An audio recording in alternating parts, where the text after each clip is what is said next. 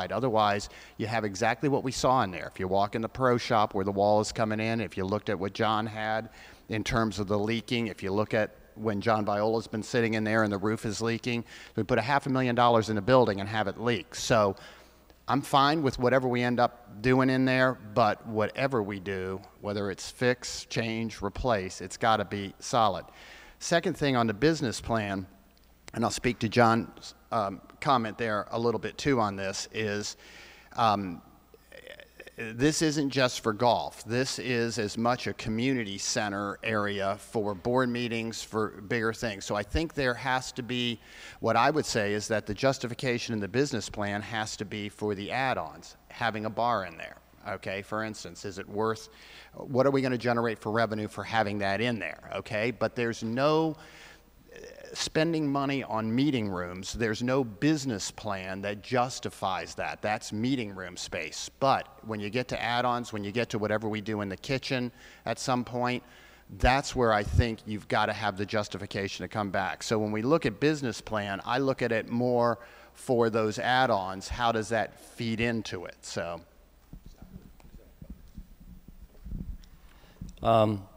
Thank you, Ted. Just to reinforce what Steve, Frank, Ted mentioned, I think we're all in favor of improving the building. I think everybody knows and agrees that something needs to be done. We know we are adding meeting space for the association to use. All I'm asking is basically that we scale down and go with the basic required improvements and not something that is not necessary. I really don't think we should be adding food and beverage facility, permanent bar, warming kitchen, etc. We already have bar and kitchen downstairs, Turns Grill. So if something like that it's needed upstairs, like Frank says, give us a business plan so that we know we're putting the money into an area that's going to generate return on the investment. And if it isn't, then who do we hold accountable? We will know who to hold accountable. It's not going to be board. It's going to be people that recommended that, and they're not going to be around any longer if the business plan is not fulfilled. So that's the way I look at the situation. And I would like to, for us to agree this morning, let's jump on fixing the roof, making sure that the envelope is protected from weather, like a downpour we had last night. It only causes more damage. And let's eliminate the things that are not necessary and make sure that we are really way below currently projected $1.3 million, which I think is just high amount and not something that really we can justify at this point based on how the money is being spent. There is something that's necessary to be done, and there is something that just is nice to have but not really required for the purpose of this renovation. Other comments? Anyone else? All right, any comments from the membership?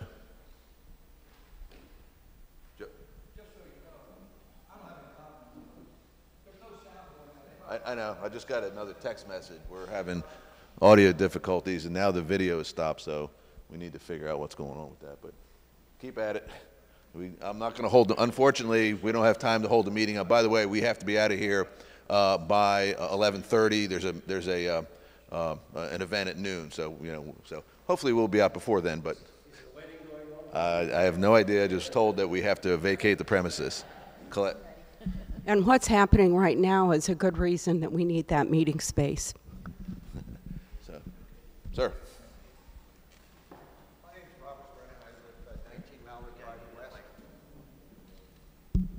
Robert Brennan. I live at 19 Mallard Drive West. You're all talking about the upstairs of the club, and you want to do the kitchen and everything else. If you go to a lot of places in town and everywhere I go, excuse me, they have portable bars that they set up, and they serve all their liquor, all their beer, all their wine come out of these portable bars. When they're done, they put them away. A lot of places I've seen in the other communities in the area, when they have a big community room, they put a kitchenette in. You got a microwave, a refrigerator, a sink, and some cabinets. If it's going to be used for fairs where the people are going to rent it out or meetings, you can do something like that. The full-blown kitchen idea and a full-blown bar up there, if it's not going to be used every day, it's really, in my mind, it's a waste of money. Any other comments? Sir? It does very well down there. I'm going to say this real quick. I need to clarify something. There is no food and beverage restaurant operation scheduled, planned, even in the future right now for the second floor of the country club. It is currently, yeah, there is a permanent bar there. That's correct. And we can look at doing the portable bars. As far as a full-blown kitchen, has never been in that plan. Right? The kitchen right now is full of crap, including the piano. I've said that umpteen times. The idea is to clean that out, reutilize what we can from that, really as a warming kitchen, similar to what we have at the Assateague in the community center, where if somebody wanted to have an event there, they could, you could have potluck dinners there, plug stuff in. You could have a spaghetti dinner there type of thing. If you have a corporate outing or a golf outing where you're doing some food or wanted something catered in, or somebody wanted to have a wedding or reception or other party, they could have that catered in through Matt Ort Companies from here. And that would be the sort of a staging and warming area versus a kitchen. There's no plan on putting a full-blown kitchen in that second floor. That has been a misnomer that's been floating around a long time, and I'm trying to put a squelch on that because it just isn't the case. Yeah, hi. My name is Tom Colton, and I live on Watertown, and I would just like to just urge you to just consider the Chevrolet option, because my family's had a home here for 30 years. I've never even been to that building. So not that we don't need it, and I agree, if we've got it, we got to fix it, but let's not go overboard. Let's just kind of do the Chevy, if you would. I got it, Doug. I got it, Doug. You want to say? Thank you. Yes, ma'am. It seems every time we're doing Maureen Crespo from 4 Friar Tuck Way, seems like every time we're doing a building, whether it's the community center, whether it's the yacht club, and now the golf, that we're always saying that it's for the whole community. We're going to have meetings there. We're going to have board meetings. Well, you said that back at the community, and we just keep adding them.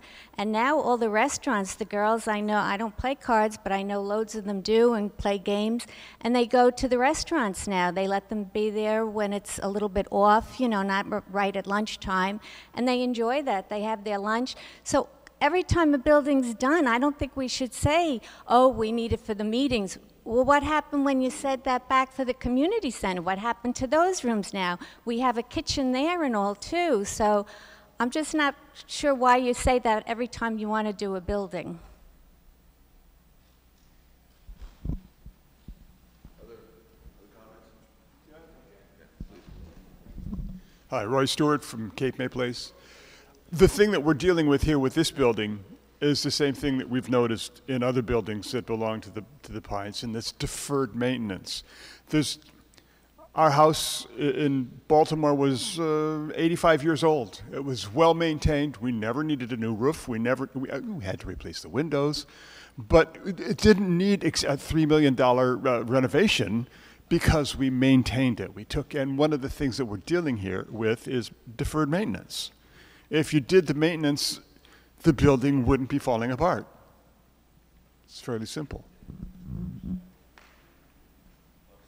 I agree. That's actually a very good comment. One of the other things that I think the challenge for JB would also be to make sure that while we're investing in this amenity, we have to protect that investment. John Viola used the term protect. And so part of protecting that investment, in my mind, is making sure that we do a regular maintenance schedule, that we commit to it, so we don't get into this disarray. I mean, you know, we're also right now paying for the sins of the past. It wasn't done well. That put us in this position to get to the point where we have to make that level of investment. But in order to protect the investment, we've got to make sure we follow, you know, some sort of agreed upon maintenance schedule for that. The other thing too, now let's close the issue on this too. I just want to add, I ran into Ralph DeAngelis and Matt Ort, and I just threw the question out to them. I said, hey, give me your recommendation, your thoughts on an event-driven food and beverage, all right? In other words, just that, not retail, not restaurant walk-up, just event-driven. I just planted the seed for them because that would be another way, and to Frank's point about a business plan, that would be another way Ralph and Matt's input could help guide us through, any further discussions we have about the functionality upstairs. So with regard to that, any final comments on the food? Go ahead, Chris. The two major issues. One, the roof is the #1 priority. We all agree on that. Two is the finances that we're spending on this building. 2 points. My thoughts are this, John, going back to what you said, it might be, after looking at this and what you said, Steve, that flat roof is not feasible and not smart. Maybe. We haven't made that final decision, okay? But if we decide that the new roof is the best decision, well, then we're going to have to cut some other things to get back into a better budget that satisfies everybody, okay? Bring the budget down, and if the roof is what we're going to go with, then that's going to be the big ticket item for Christmas that year, all right? So that's kind of where I'm at. To just address also the comment about deferred maintenance and how it relates to the roof. Look, from an engineering standpoint, there's no reason in the world that a flat roof won't work, okay? But let's acknowledge something else.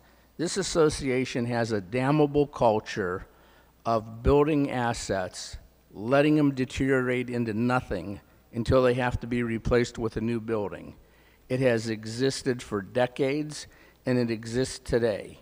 Every single item that we are talking about today could have been prevented if somebody would go out occasionally with a paintbrush, hammer, nails, and other equipment to fix it.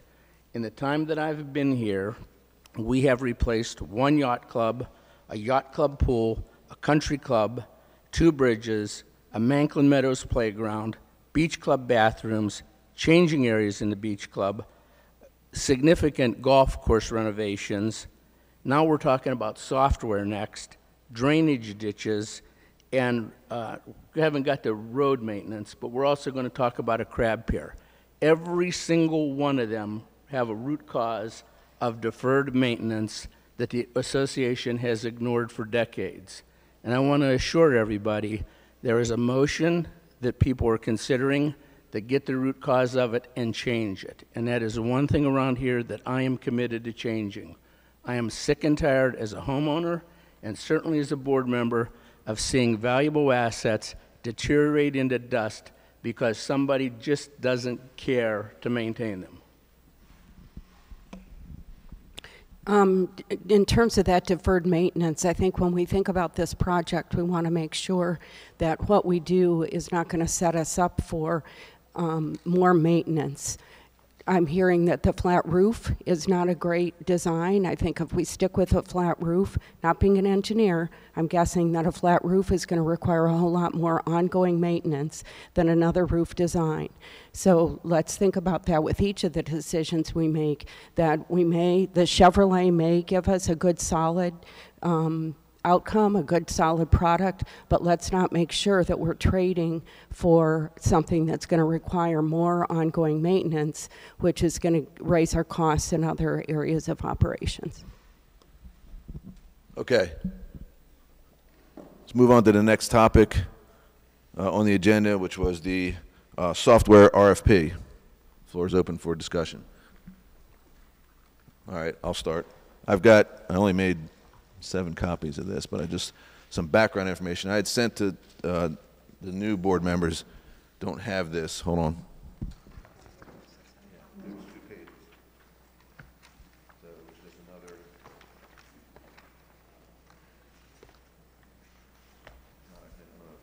You may have seen this too.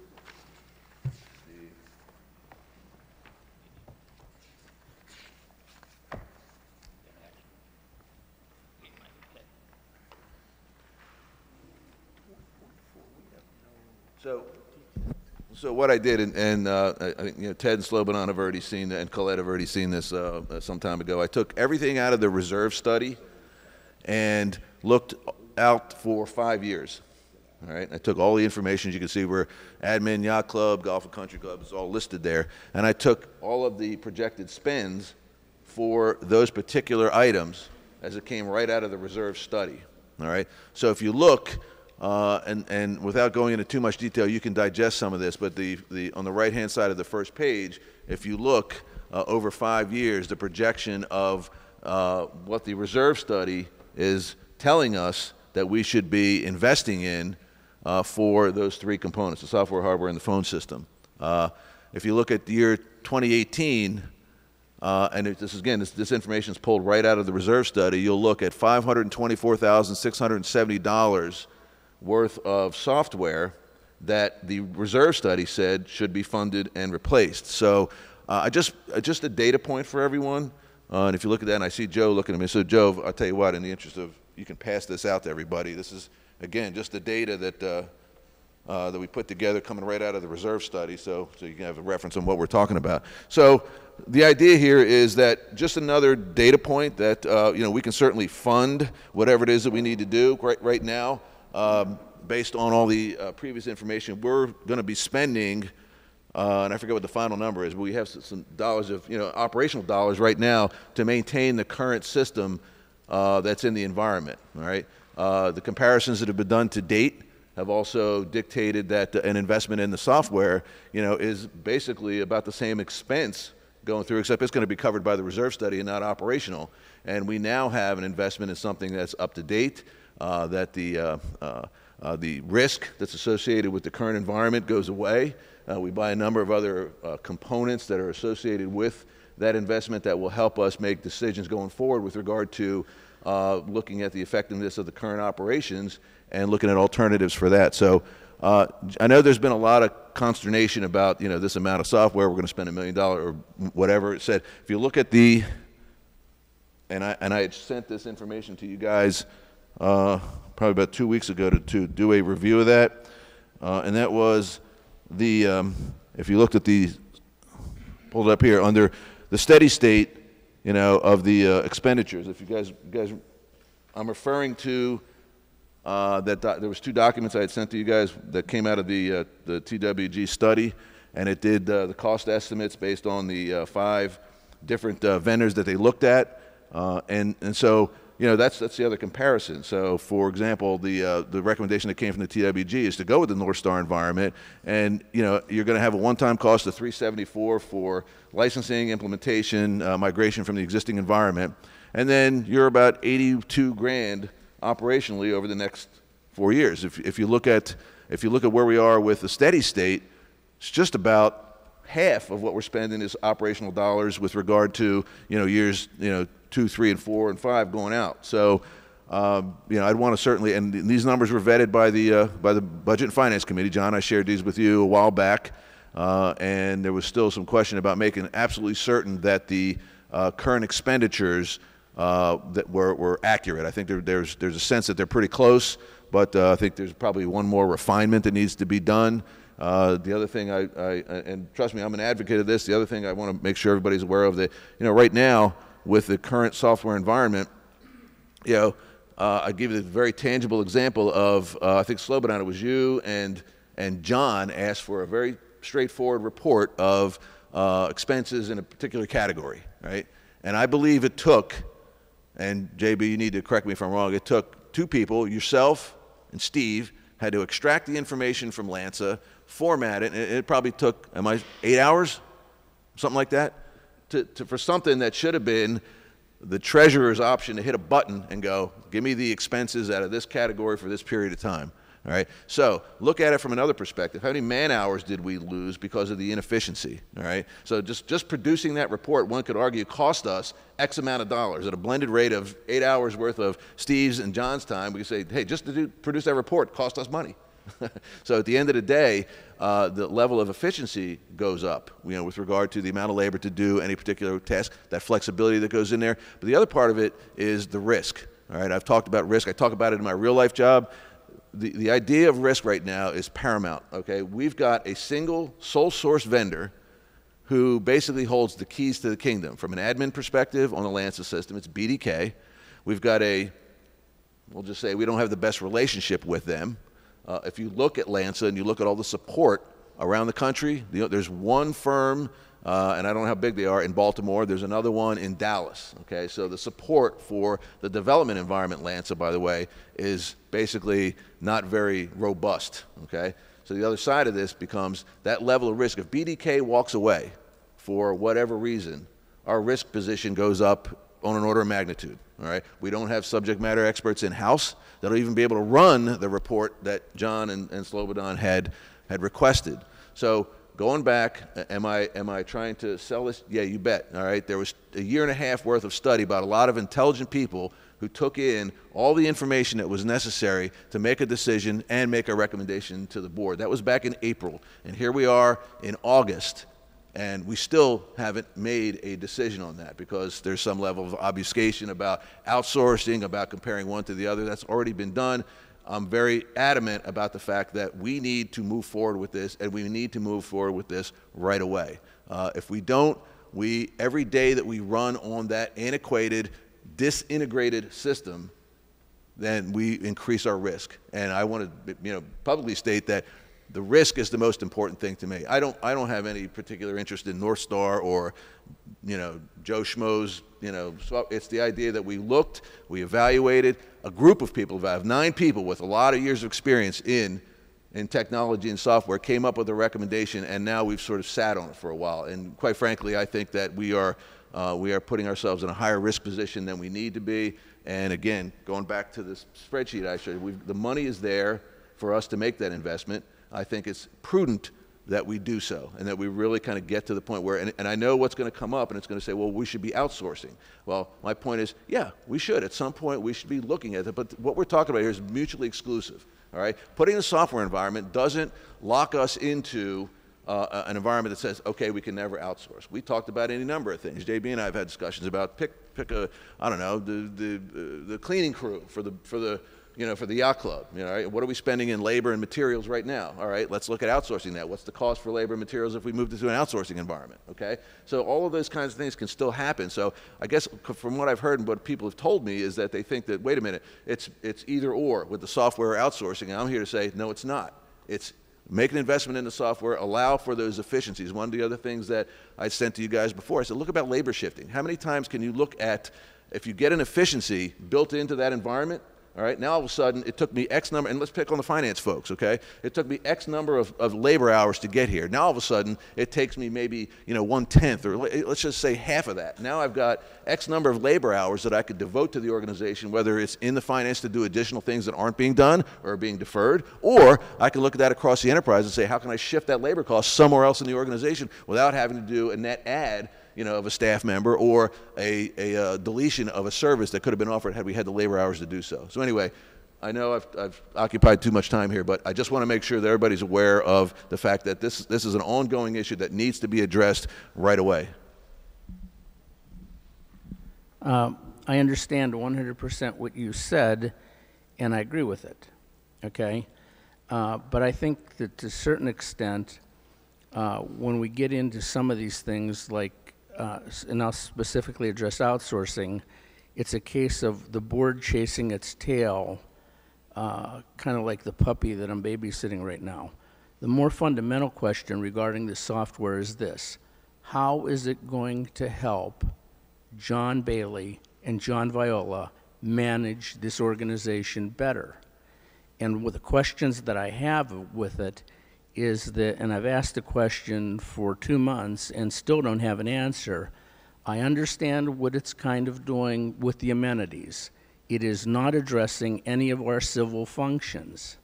So some of the basic questions that I have as part of our oversight responsibility is what in this package is going to help Parks and Recs schedule the maintenance of the parks so that we don't shut down Manklin Meadows Playground because of maintenance. If it's not there, it's not a complete solution, and it's not helping us manage this place better. And I don't see anything in North Star that remotely addresses the municipal functions that deal with horizontal infrastructure in here, or buildings.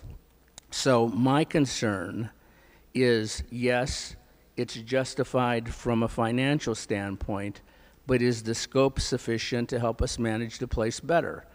And persistently, in the time that I've lived here, the boards have created conflict with the community because we spend $1 million on something, and then 6 months later, we will shut down something, and somebody will ask the question, why didn't the software address this? And we'll say we need more software. So let's put everything on the table, end to end, so we operate this association like a business should operate, put the cost down in front of the board, vote on it, and move forward. Because I share your frustration. I mean, look, last year as a homeowner, I got accurate numbers within 30 to 70% between the finance department and the treasurer on where we were at on an operating loss. That is totally unacceptable. Totally unacceptable. Okay? Our financial reports are persistently late. Totally unacceptable. When we ask for something, it takes weeks to get the information. Not acceptable. So let's put an end-to-end solution in. And now I'll address the outsourcing, okay? The only issue with outsourcing in this software, in my mind, is are we going to have an in-house or an out-house IT department to run it, okay? When you get to outsourcing and you give me an end-to-end solution that all the department heads buy out on, then I'm in position to ask for an RFP for parts of that or all of that to see if somebody outside can do it and at what cost. Until then, you're wasting time and energy, which feel free to waste your own, but please don't waste mine. Thank you. So let me address first the risk factor that Doug brought up and Frank echoed vis-a-vis Lensa situation. You know, if you look at North Star as a vendor, I would suggest this board, first of all, does not decide on a vendor like North Star, but really the board's responsibility, from my perspective, is to decide on which business model is the most appropriate for the association. And then I would turn it over to the management, to JB, John Viola, Steve Phillips, to pick the vendor. I would never approve going with North Star for a very simple reason. This is a privately held company with $7 million in revenue. Talk about a single point of failure. What happens if they go out of business? You're stuck with a code that you don't know how to manage. I would never put the association in that kind of a risk situation. Now, I think the reason we are struggling with the situation we have is fundamental problem that we really don't have an IT strategy. As a corporation that has $35 million in assets, annual budget of $12 million, for us to not to have the IT strategy is precisely the reason why we're in the situation we are now. We don't have a roadmap for how to modernize our IT operations. We are buying servers. We are improving our network, yet our network crashed. It took 3 days to repair it a couple of months ago. That should not be happening. So instead of repeating what's said already, I would like to make the following recommendation. I think we owe it to the membership to get this decision right, because whatever we decide to do with our IT infrastructure is going to impact the operation of this association for years to come. I think the first and foremost thing that we need to do as an association is basically stabilize our IT infrastructure. We got to make sure it's rock solid. And I'm like John, I like to benchmark our association against what other associations are doing. So I spend time looking at the villages in Florida. Montgomery Village in Bethesda. They have outsourced their entire IT operation to a third party, Dresdner Group, at a price tag of $80,000 a year.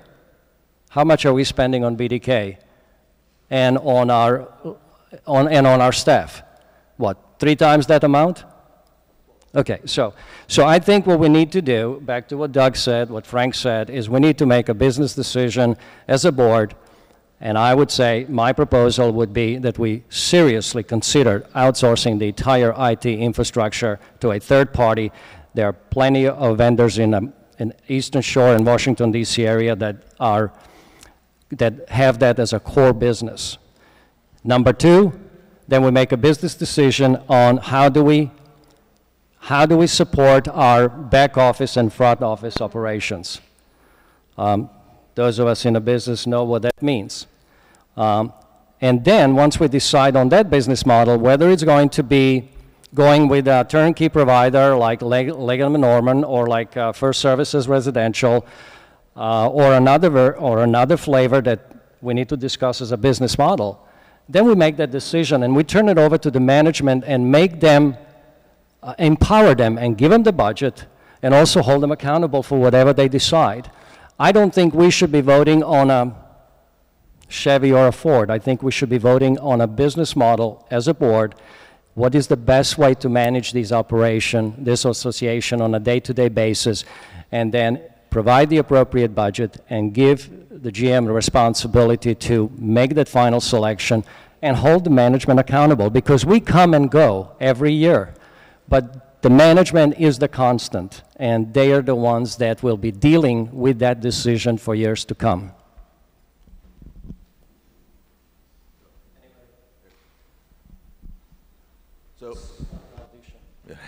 Yeah, so I'm going to agree with you on one point and disagree with you on another. The point I absolutely 100% behind you is the strategy going forward. We don't have a plan. I've actually discussed that with JB. I even offered to write one, gratis going forward. I mean, we look at the money that was spent on equipment last year, and half of it is still sitting in that conference room, or the former conference room. It's now lost a year's worth of its usable life, and yet we can't depreciate it because it's not on our asset list. I mean, so there's things that, and so timing is certainly important. So the idea of an IT plan, and yes, at some point, and I hope nobody takes this, personally, but what kind of services should IT should be outsourced? Okay, I think putting the software in is the first step towards that, because now we've taken the support part of that particular environment and pushed it outside. We don't have subject matter experts. That's part of the bringing North Star in order to do the support. The one thing that I would disagree with you on, and it's just in the way it's done. You mentioned, the business model, okay? That we should decide a business model and give it to the GM. I say it's the exact opposite. I say that the GM needs to look at his operation and suggest a business model and then sell us, and then sort of kind of support your point. And then can we fund that? Can we look forward and say, because if we start with the business plan, we're in operations. That's not what this board, personally, nope. No operations. We do not do operations. That gentleman, we pay him to do operations. So just take that same concept and turn it around. I would say I'd go look to the GM and say, by the way, you need to look here's a question we have, here's a concern or just a thought that we want to socialize. You need to come up with a business plan and tell us what's happening. So, but again, I think the other part of it, and I can't stress this more, is the level of risk we have right now. Because we're talking about it, we're conceptualizing it. If it actually turns into a tangible event, what contingencies do we have in place right now? I mean, what do we have in place right now? I mean, we're kind of just going, let's just hope it doesn't happen. All right, well, that's not a contingency in my world. All right, so that's the other part of considering all this. And I think the other thing I shared with the new board members, the analysis that the TWG did when they, that red, green, yellow chart about everything. So Frank, I think you saw where they did actually, North Star did have the scheduling piece of it, with regard to rec and parks. So there's some other things in there. Maybe we should probably refresh those. And that's, by the way, that was the other reasoning behind maybe asking North Star to come back in to give everybody a refresher, not only for us, but for the department heads too. Go in there and say, hey guys, remember when you answered all these questions and we went through this exhaustive analysis based on your input and the TWG came up with this? Let's go back and revisit it again. Are the conditions the same now, 18 months later, than they were, or when we first looked at it back in October of 2016, all right? So the glacial pace in which we're doing this. And oh, by the way, the other side of it too, that also supports the fact that it wasn't done willy-nilly. I mean, this process took quite a bit of time and quite a bit of effort and was very inclusive. In other words, the TWG didn't know what was needed. They knew there was a noted problem, and they took all the input from the constituents, the people that are the subject matter experts on the operational aspect of it, and tied that into the analysis. And I know I'm, yes, am I evangelist? Yes, I am on this one. I'm not going to hide that. I think it's really important for the reasons stated. So, Esther? My concern, Mattress Lebanon, is that it's too small of a company for me. It's just too small. And it's, having been in the business world and see companies like this go out of business, and it will really leave us in a very bad situation. Not that big companies can't go out of business, we've all seen that too. But I would feel more secure with a bigger company. Ted, I have a question because I know you were looking into other options. The options that you looked into, did they offer the IT piece that we're talking about as outsourcing? We never really discussed that with them. Let me go through what I did. After we had the candidates forum at the park, and I think, Steve, you were listening in on part of this conversation. I talked to the president of the park and the what we would consider to be the on-site management from LNN.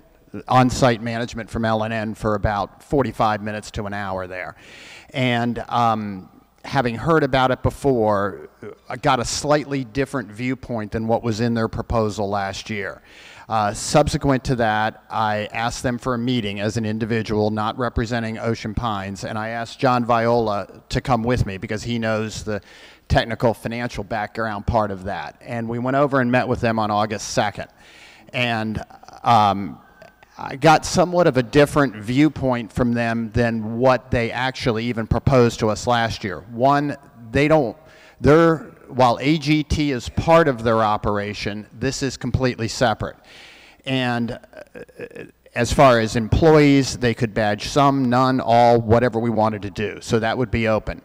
But when I took a look at the financial, it's exactly what we need. It doesn't necessarily mean that North Star isn't the same thing. But the big thing that I found that was the positive there was removing the transaction issues and putting in all of the safeguards that are needed. Now, so I think it's worthwhile exploring that over 30 days to see whether it's an option for us on a transactional basis. I'm totally in agreement on the risk. I'm totally in agreement on the fact that we've got a director of finance that is tied to his desk rather than out being able to do management and set up policy and procedure. Those are all givens.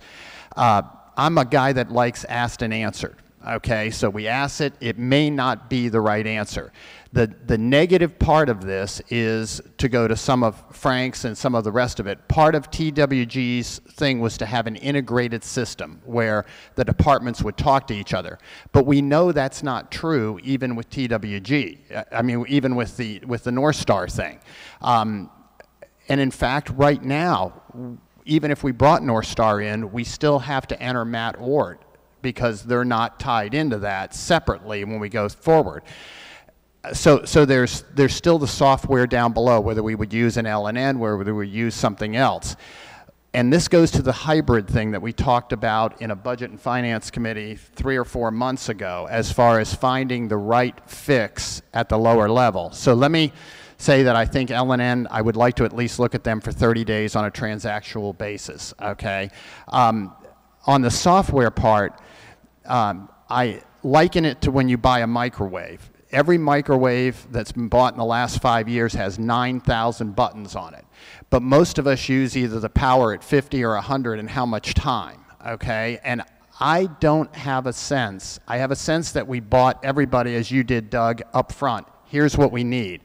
But in this final analysis, I'm not convinced that the staff is sold that this does what they want to do, which is why I recommended that North Star come back in and meet with the department heads, not with a bunch of people sitting in there saying, you know, hey, this is great, yeah, it'll take care of that, but with the department head and the North Star people and maybe 1 or 2 other people sitting in there to let them ask the questions and make sure that the downrange.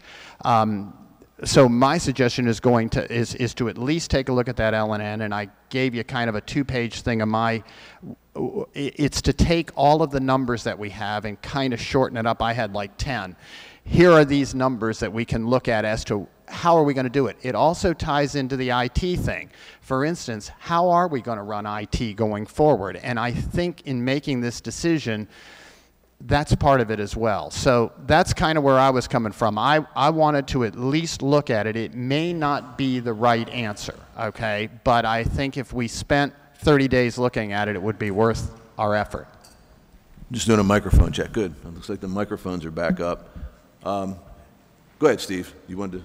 Yeah, I pretty much agree with what Ted is saying, and I did spend some time looking at North Star's site And it appears to me that they're primarily built their business around club management, which I think is very different from managing a municipality, which is really what we are. And back to the risk question, we've had that risk for quite a long time, I suspect. That's not a new thing. And if we delay it another month, it is a risk, but I think it's a risk worth taking. So when you talk about software, why would we want to be in that business when somebody could do it for us? I mean, everything that everybody said, all our strong points, why would we want to be in that business when somebody could do it for us at a reasonable price? That would tend for outsourcing. With that, if we utilize a firm, let's just say like Leggett & Norman, they do the transaction processing for us. An example of that is accounts payable. Can you hear me? Can you hear me now? Yes. All right, let me just start back. Why would we want to be in the business of software when somebody can do it for us? When other homeowners associations or municipalities or whatever our size are doing that, benchmarking like Slobodan said. With that, with a firm like Leggett & Norman, you can also outsource your transaction processing, which it is in this situation I'm talking about accounts payable.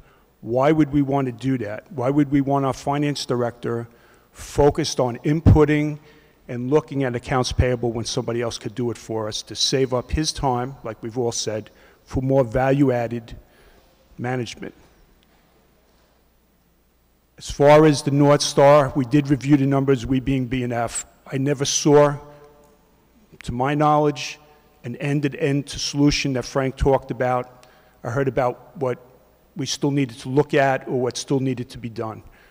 So when I hear about Leggett & Norman or somebody else that they don't have everything that we need, it's no different than where we're going to be with North Star. Answers need to be developed to that situation. Right now, I don't believe we have that even for North Star. That doesn't mean North Star is not good, but we don't have that either way.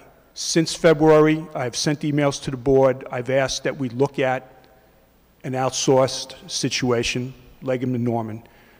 I still feel that's the way to go. We need to evaluate it. We need to have the business case, like Frank said, compare it to North Star, and then we can make a decision, and we'll see clearly. It's just like the roof, flat or arched roof, whatever it is. We need to see that business case. I'm sure either way, we'll have some type of solution. But if somebody could do it for us, why not? If I may. 4 different points to make. One, in deference to history, we've been at this a while as an association. And a lot of good work has gone before it, and I don't think anybody begrudges any of that effort by the TWG prior boards going back to the first part of 2017 even, when we didn't pursue a scope of work regarding an RFP for outsourcing financial management at that time. Could have, we didn't do it then. Maybe we're looking at doing that now. That's all fine. I'll come back around to some other points, but one of the things Director Maroney mentioned about staff is always skeptical of any new software, and they are ideally, the best thing from their perspective is always going to be its own little separate island that does just what they need it to do versus a bigger piece. But I have certainly instituted new software at other locations, and you have good buy-in and you have great buy-in, and you have some that are just like, I don't know, until they get into using it. I think that's just natural. Secondly, regarding Leggett & Norman review, my only issue there is if we're going to look at Leggett & Norman's financial management software, there's also First Service Residential, and there's 20 zillion other companies that have their own approach to the financial management software portion of it. If we're going to do that, the question is, do we need an RFP for that? I think we do. Thus, when you got a 90 to 120 day window, and I use that from a Leggett & Norman figure of 90 to 120 days for implementation. We're sitting here on September 1st. Clock's moving. And you have to back everything up from the month of April 2019, backing it up from there. between the 90 to 120 days and reviewing and making a decision on one of those companies and their financial management software package, backing it up to issuing a reviewing of all of that, demo days, pitches by those, say, 2 or 3 of those companies, and then backing that up to issuing an RFP.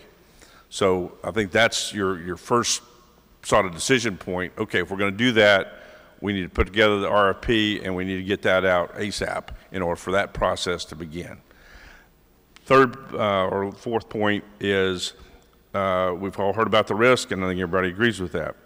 That the risk leads to potential problems or likely problems between now and whenever we get to an endpoint, whether it's April of 2019 or perhaps fall of 2019. There is a definite spend to fix those problems between now and then that if we, and I'm just making the point, that everybody knows if something breaks or we need fixing between now and then, that's going to be money we're going to be spending that may be tossed down the drain based upon what the next decision is. That is what it is, but I wanted to make sure everybody had that on their radar screen, and that's not to eliminate any of these different options, but I wanted everybody to understand we're going to have problems between now and April, and we're going to have some spend on software that we may be changing ultimately anyway. So I think Frank had a... I believe it is. I mean, I think this is kind of a, in my mind at least, is 1 vote out of 7. I think the ball is JB in your court and in JV's court. Come to us with a plan. I mean, when you talk about islands, I agree with islands. What I want to see is how the Public Works Island is connected with the amenities island, and I don't see that in North Star. And with the finance island. You come to us with a plan that says it's North Star for amenities, it's something else for the public works functions, and it's Microsoft for the finance that John needs, and here's the cost, and we're going to outsource it. We have what we need to vote on. And we have what we need to do a comparison with outsourcing. Right now, we don't have any of that. And that's what we need. And I don't, quite frankly, from my mind, it involves JB and JV putting together a plan and saying, this is what we want, this is when we want it, this is how much it's going to cost, this is how it's going to connect things, and this is how we're going to run it. And we vote.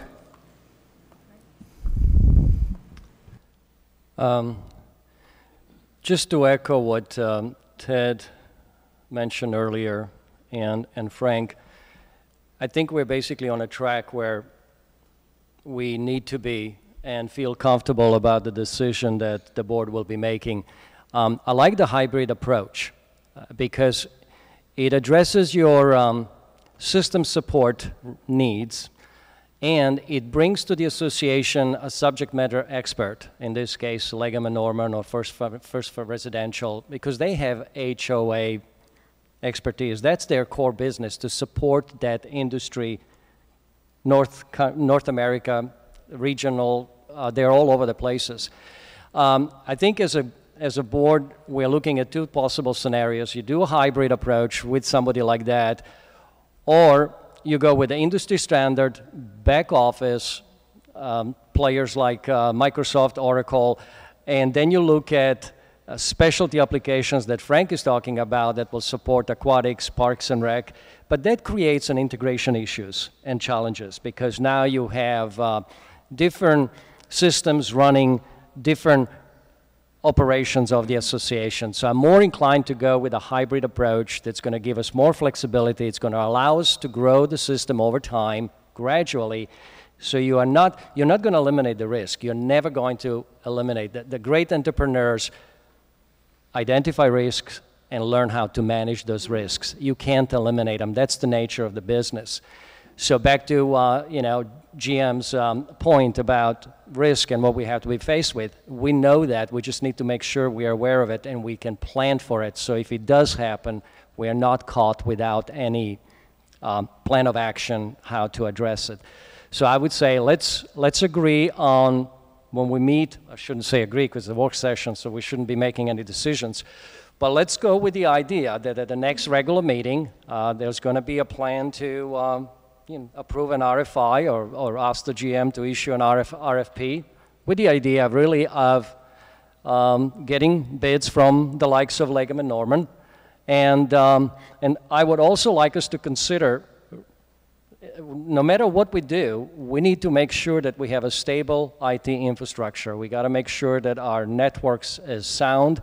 And so the question of outsourcing that entire operation, we got to look at cost-benefit analysis. Do we continue to keep it in-house? Do we have the right skill sets? Or do we just turn it over to people that are running that as a core business? We are not in an IT business, like John says. We are not in a software business. We're in a business pretty much like a municipality, and that is to maintain our physical assets for the benefit of the membership. So, Joe, give him the, actually you can, all right, is everybody else's microphone working? Oh. Okay. That's right. Joe Reynolds, 84 Watertown Road. There are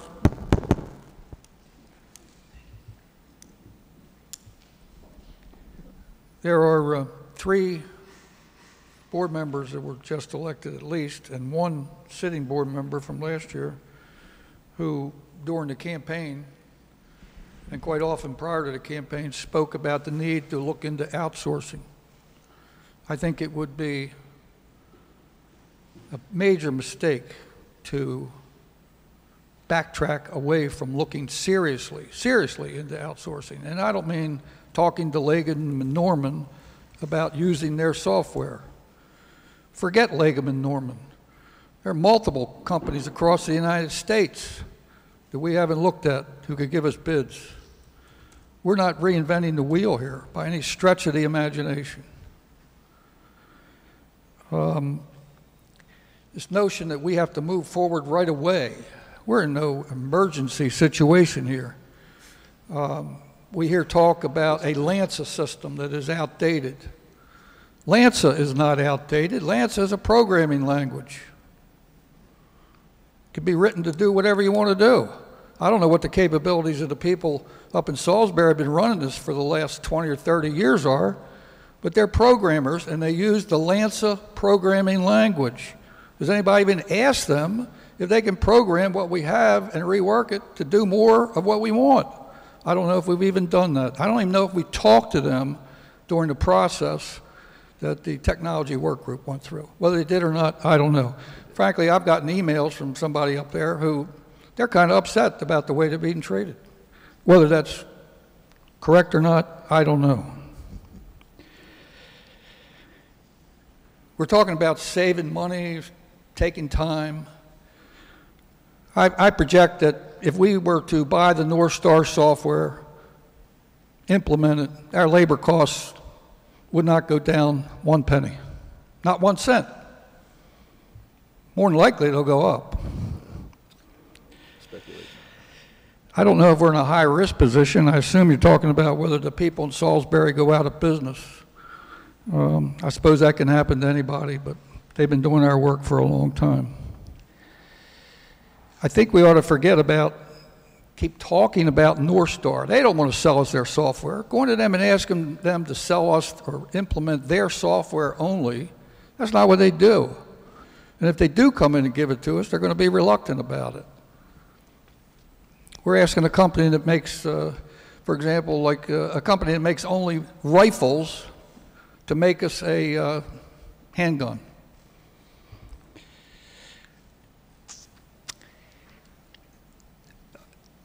What I would like to see, I think it's what Slobodan said earlier, is that we look into 100% outsourcing of our finance department with, and this may seem unthinking for our employees, but our employees at this point should not be this board's consideration. It's the association members who should be considered. And we should look at outsourcing the entire finance department. I don't know how we go about that from a process point of view, but we have not done it. And what troubles me as an association member is this extreme reluctance of our elected board of directors to even look into it for some reason, and I'm not sure why. I don't know if outsourcing is the best solution. I don't know if North Star is the best solution. And I would submit to you that this board of directors does not know. And if we don't look into outsourcing, we will never know. So I would urge you strongly, and don't worry about 30 days. If it takes 6 months to a year, let's get it done right. This is a watershed moment. This is going to determine how this association conducts its finances and its bookwork and so on for the next 20 or 30 years. The idea that we have in reserves $524,000 supposedly for software components in the reserves for 2018 is a non-issue. The issue is how we spend that money. We don't necessarily have to go out and just buy software because we said we put money there. Let's use our money wisely. And I don't know what you think is funny, Doug, but... Well, Joe, the point is I gave you that information as a reference. It wasn't, and you're turning around and saying, my position is because it's there, we need to spend it. And that's categorically wrong. I'm not sure what your position was, but it sure sounded to me like that money's there, so we should go and spend it. No, that's not what that, so... Okay. That's not the intent. At any rate, correct that? At any rate, I just hope that this board of directors, at least 4 of you, have the willpower to do what you've talked about for the last year or so, and that is looking into 100% outsourcing of our finance department, and we put it out for bids. Forget North Star, let them bid, but let's go out nationally to major companies that do this work, let them know what we need. Let's take the time and see if we can get some prices, and then we can make a comparison to spending $1 million or whatever we're going to spend for a company down in Georgia who, I don't know what their capabilities are. Maybe the people who looked into them do. But anyway, that's my suggestion. Thank you. Esther, go. I'm going to use Frank's mic here. Yeah, use this one. Okay, Joe, I'm going to hit on a couple of things that you said. First of all, I, from day one, have been a very big proponent of getting outsourcing. I have not hid from that fact, and I stand by it today.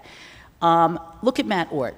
Everybody that I've talked to, including this board, everyone's very happy with Matt Ort, right? He came in, we hired the right guy for the right job. We didn't put in another try, let's try this guy to see if he can run food and beverage. We brought in the right outsourcing company to run it. It's no different here. As far as the employees, I do disagree with you. Yes, the association is our concern. Our employees are my concern as well, and I'm not going to shy away from that. However, I've dealt with outsourcing in my professional life. It is not the scary word that so many people want to make it out to be. It doesn't mean everybody gets fired. That's not what outsourcing is. A lot of time, outsourcing comes in, exactly, rebadges, retrains, and keeps our entire staff, but they're working more efficiently. Maybe he's in a better job than he is, and everybody's still here. It's not this word for everyone to be afraid of, okay? We have had a great example with Matt Ort. We need to have, my suggestion as an individual and as a director, I would like to see an RFP put out immediately for this. Yes, there's risk. Kind of like travel insurance. I never take travel insurance because how often would I really use it, right? So I'm going to pay for travel insurance and maybe never use it. And maybe one time out of 1,000 I might. To bring in North Star is travel insurance. It's what we're trying to do to cover the risk. If we move on this, we won't have to worry about that, okay? But sometimes you have to take the risk, like I fly without travel insurance, regardless, because the chances are slim, and if it does happen, it may not be devastating, but I don't think it's worth to bring someone temporarily in here if we decide that outsourcing, just like Matt Ort, is the best way to go. So, So, all right, because I want to Yeah. make one more comment too. So, to your comment, Joe, no, I'm not backtracking from outsourcing. The issue is an RFP for what? Because at the end of the day, until the head of finance and the head of operations tell us what they need, we can't write an RFP and get an apples-to-apples comparison. Right now, I mean, L&N knows how to manage associations and they do certain things, but I'm not sure that they're any better in handling our public works and our municipal functions than North Star or anything else. And until we can put down on paper, this is what we want you to come in here and do, then we don't have an equal basis for comparison. And this whole North Star discussion is convoluted because we're talking about a software package. What this board should be talking about is what tools you need to manage this association better. Tell us the tools that you need. Tell us your recommendation and what the cost is. And then it should be a 5-day exercise to write an RFP and put it out to any number of people in the galaxy. This is what we want to do. This is what we want you to quote on. Can you do it? And our experience so far with L&N is, you know, we haven't exactly told them what we want, and they haven't told us what we can do, and we're doing this kind of dance. And it just doesn't work that way.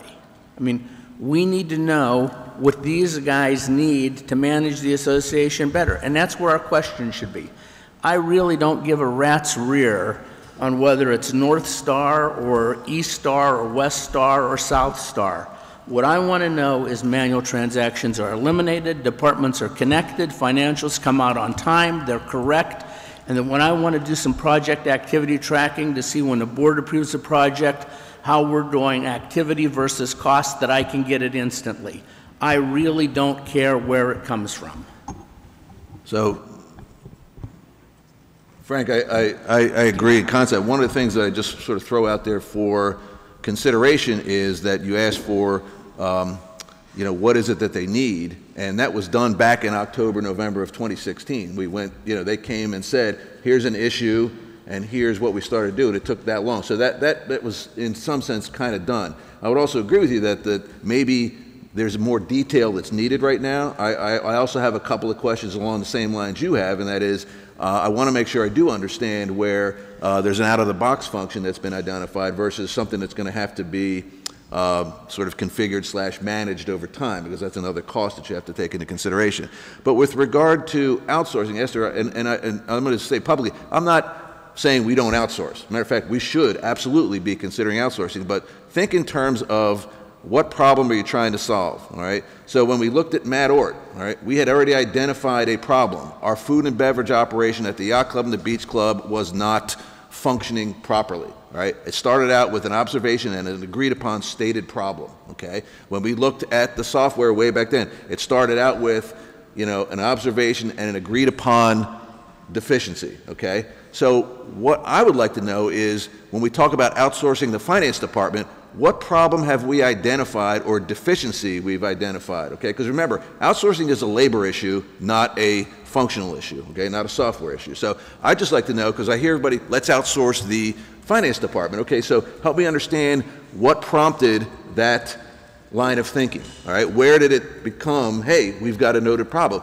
I'll go back to the, and I'm not going to bat from just, as I thought through this process, I said, well, gee, we just got out of the audit, and they didn't find any material issues with it. So if it's a problem of business process, then, you know, I just go, maybe we take a look at it. We got auditors telling us that, you know, our books are okay. So help me understand. So when somebody says we want to outsource the finance department, I know why we're considering that, because I haven't seen that line by line comparison. Here's the thing, here are the functions, here's the cost, here's the short term, here's the long term.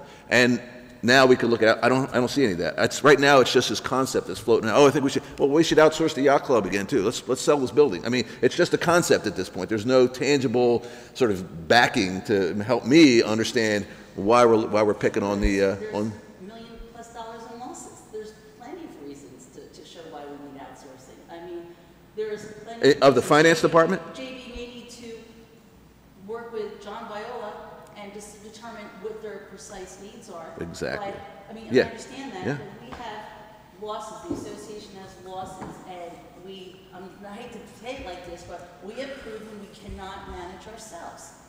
Period. End of subject, in my opinion. But you're right, they have to determine exactly what their needs are and have to be involved in that. Yeah, and we're on the same page. My example was, I haven't seen that yet, so before we make this categorical statement that we're going to outsource, it's like, okay, tell me why. In other words, it comes back from the operational side. The GM should be coming to us going, I've looked at my operational analysis, and I think we need to take a strong look at the way we're doing business. That's what I would expect as a board. Let me give you 2 pointers here. You know, as a board, we have to be fiscally responsible. If you look at our payroll cost, going back to a few years ago where we are today, our payroll went from $5 million to $7 million. You know, that's a 40% increase. That's a red flag to me. That spells outsourcing, because what you're doing is you're continuing to bring in in-house labor, which has exponential costs, as opposed to outsourcing it to a third party, basically, that does that as a core business, whether it's landscaping, whether it's IT, back office management, whatever it is. The second thing is you got to focus on what our core business is and not be in the IT business or the software business. So what we haven't done is basically, you know, back to John, we like to benchmark, we like to look at lessons learned. I spent half an hour with the villagers in Florida on the phone with the IT director, and he told me point blank, Slobodan, our IT infrastructure outsourced to third party. I don't have a staff. Our back office applications outsourced to third party. Montgomery Village in Maryland does the same thing. All we need to do is, why don't we just do a site visit to a couple of these big associations like Columbia and Montgomery Village and learn and see what they are doing, how they are doing, learn from their lessons. We are not trying to reinvent the wheel. You know, there are other associations that are basically probably have been where we are today, made those business decisions, and executed on them. We keep debating, we keep going around and around and around. To me, it's very much a question of outsource your IT infrastructure, outsource your applications to a third party, and like John says, this could be a rebadging issue. Obviously, whoever is the party that will be supporting our functions, back office, front office, is going to need staff locally as well as remotely. These things will be sorted out, but that's operational issue. That's not board issue as far as I'm concerned, you know, and I don't want to get involved in that kind of a conversation. That's what we pay GM a lot of money for, right? So that's just my 5 cents, you know. I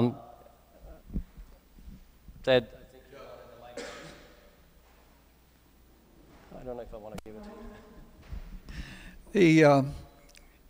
The issue of asking staff, even Mr. Bailey and the people in the finance department, to tell us what we need to do or what we should ask for in an outsourcing RFP is a non-starter as far as I'm concerned. We're asking the people who fundamentally have something to lose possibly by the RFP to recommend what should be in the RFP. I would say that someone like our treasurer, who has vast experience on these issues, should be the one perhaps to look into it, or even perhaps he could recommend an outsider who he could talk to and bring in that he has confidence in these issues. So, you know, I don't think this is brain surgery.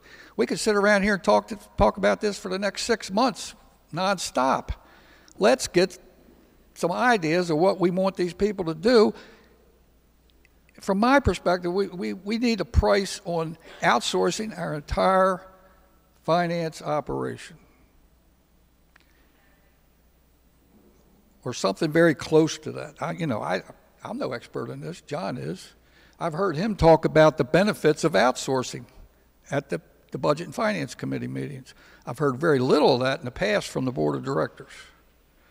But I have confidence that this man knows what he's talking about. So, I don't know. Let's get that going. Let's ask the question this way. John, can you come to us at a reasonable board meeting, I mean, from the finance point of view, with a recommendation for what you would want to do, how you'd want to do things, assuming, and I'll give you two assumptions, what you need to do things correct, complete, on time, and on cost, like we do it I don't want to say like we do it today, because today it isn't correct, complete, on time, and on cost, right? But here's how it should be if we run internal software so that we can write an RFP and compare it to the outside. That's basically what we need. I have no reluctance on looking at anything for outsourcing, but you have to know what has to be done so that you can ask people if they can do it and compare it economically. And we're at a point where we don't even know what the people managing the day-to-day operations of a business want to even start writing that comparison. Let's get that down as a baseline, and then we can do all the comparisons in the world with in-house versus outsourcing on A to Z with it. But let's get what we need done first, and then check it out, internal versus outsource. JB, I think you need to be just involved with John, and our problem in this, we talk too much. Anyway, let's get down to business. Get the RFP, work together, present it, and then as a board we can make a decision. At this point, if there's that much averse to our software, better get moving. So that's it. Jeff, let's finish up on this Okay, topic. there's just one thing I disagree with Frank on. I really don't think this is a question of in-house versus outsourcing. As far as I'm concerned, I'm past that point. It's going to be a waste of time if we go back and analyze, do we keep it in-house or do we outsource it?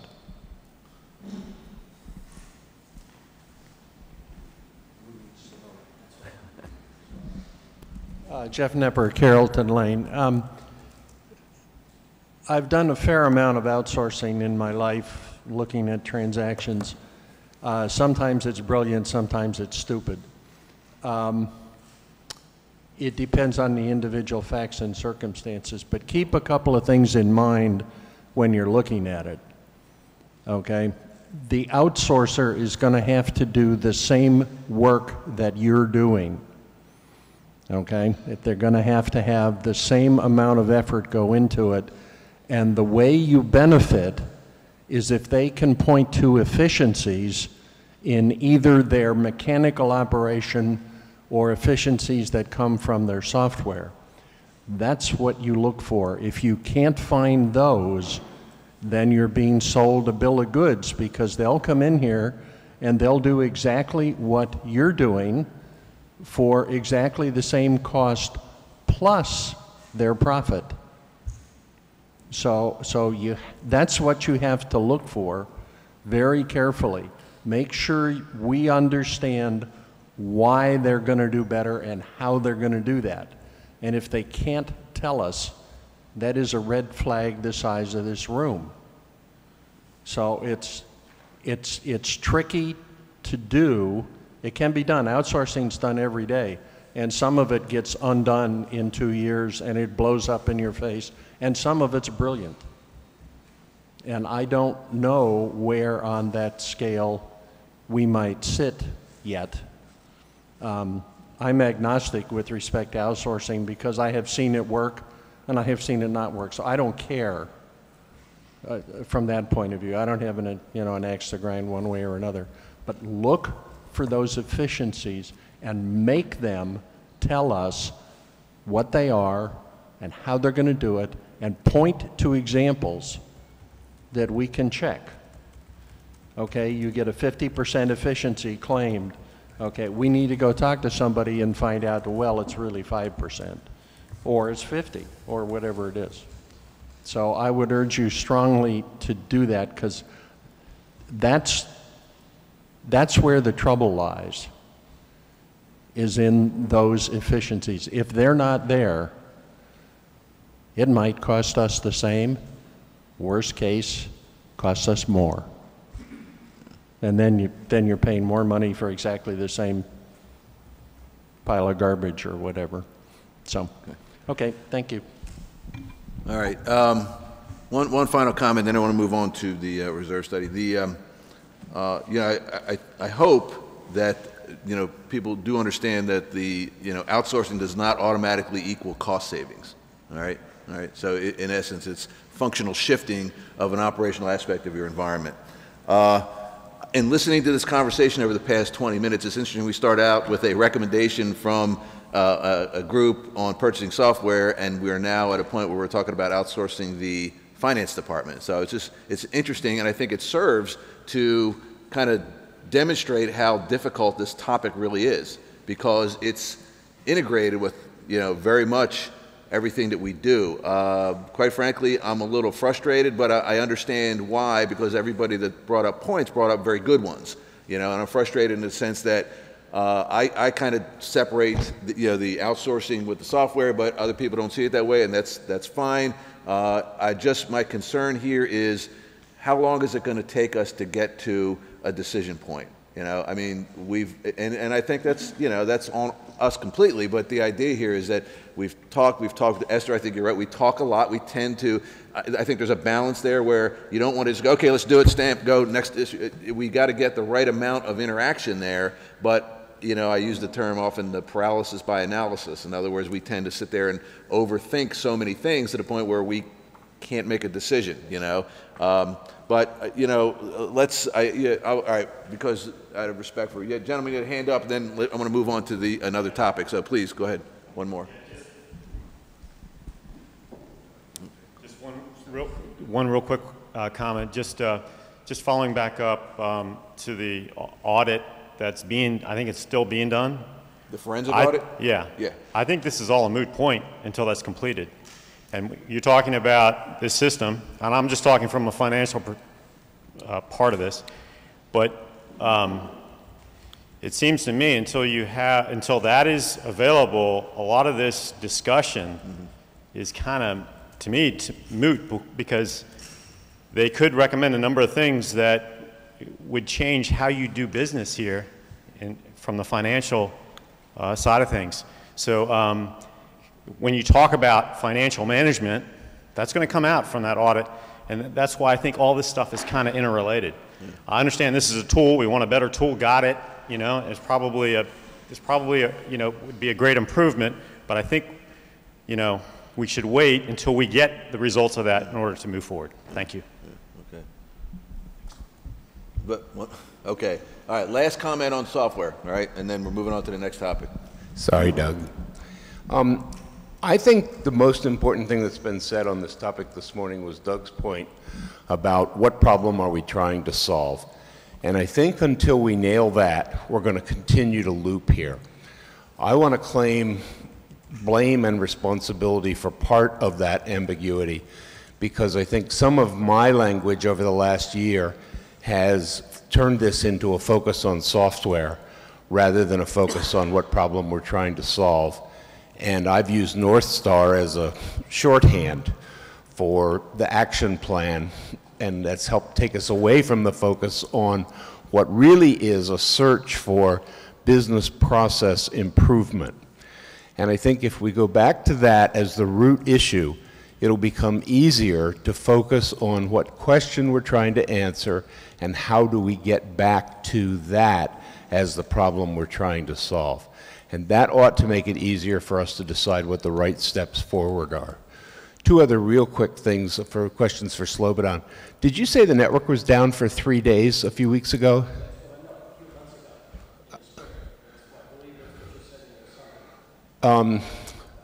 The network was not down for 3 days. One of the servers was down because it failed, but only that application was down. And then you had a statement about North Star's revenue, which I think you said was $7 million. Do you have a source for that? Okay. Would you send me that link? Would you send me that link? Thanks. Okay. Great. Okay. Yeah, thank you. All right. Yeah, I was going to say, let's take a 5-minute break so that, huh? Yeah.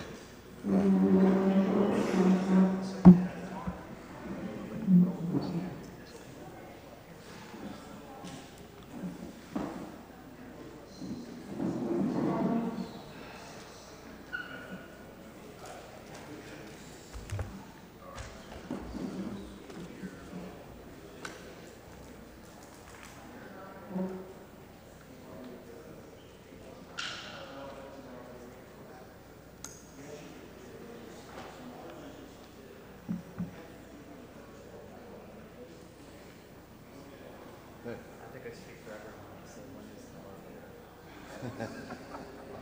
the Yeah, well, hey.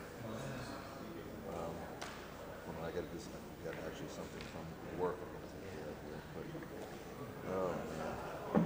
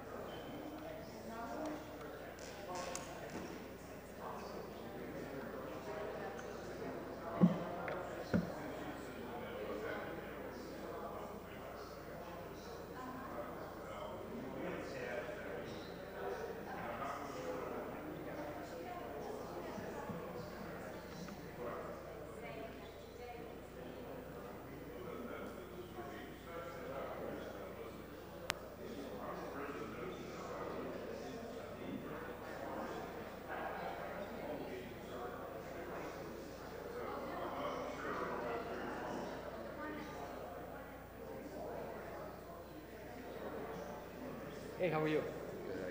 Okay. Yeah. Yeah. What's the property budget for the second floor of the golf? You know what the profit margin's gonna be? So why you putting it on? I wouldn't, if it was up to me. Golf is at a decline. I know, if it was up to me, I wouldn't do it. Okay, look at the membership, Ocean City Yacht. Membership just for the year was $100. Reduced to $100. Yeah, I heard it. $200 for 2 years. 89 and change. What's it about $100? So all the guys from here are playing there. Yeah. I hear you. Well, listen, that's why I don't want to spend all this money. I think we need to get on the general manager. It's a good food. Yep. No, I agree with you, Joe.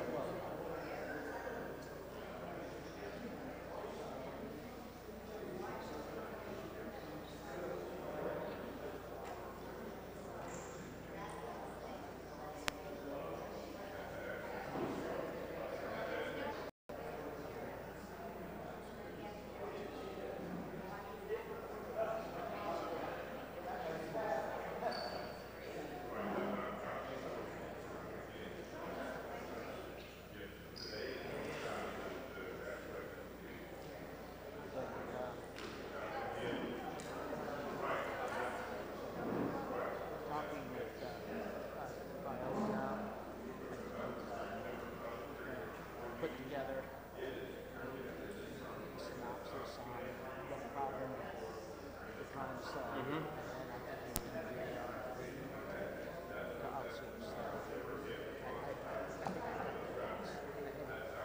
It seems like, even though Frank had a very bad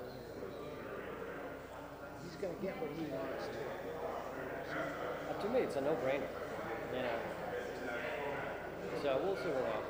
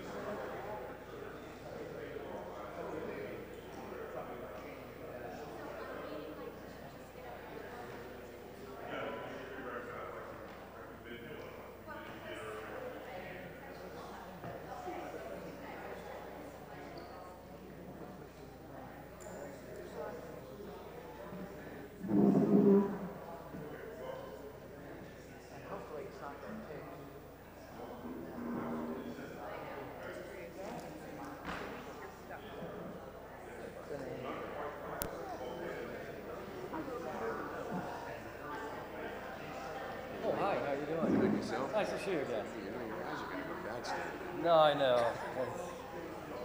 It's just not what I retired for.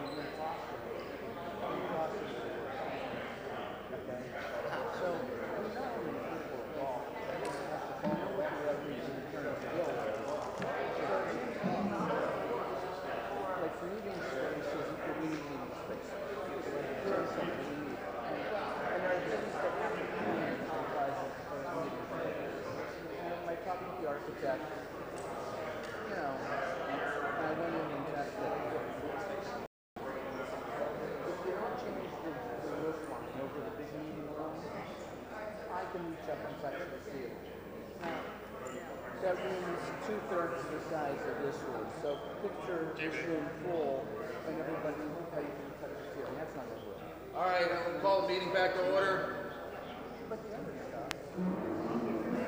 All right, guys, let's go. We got lots more information.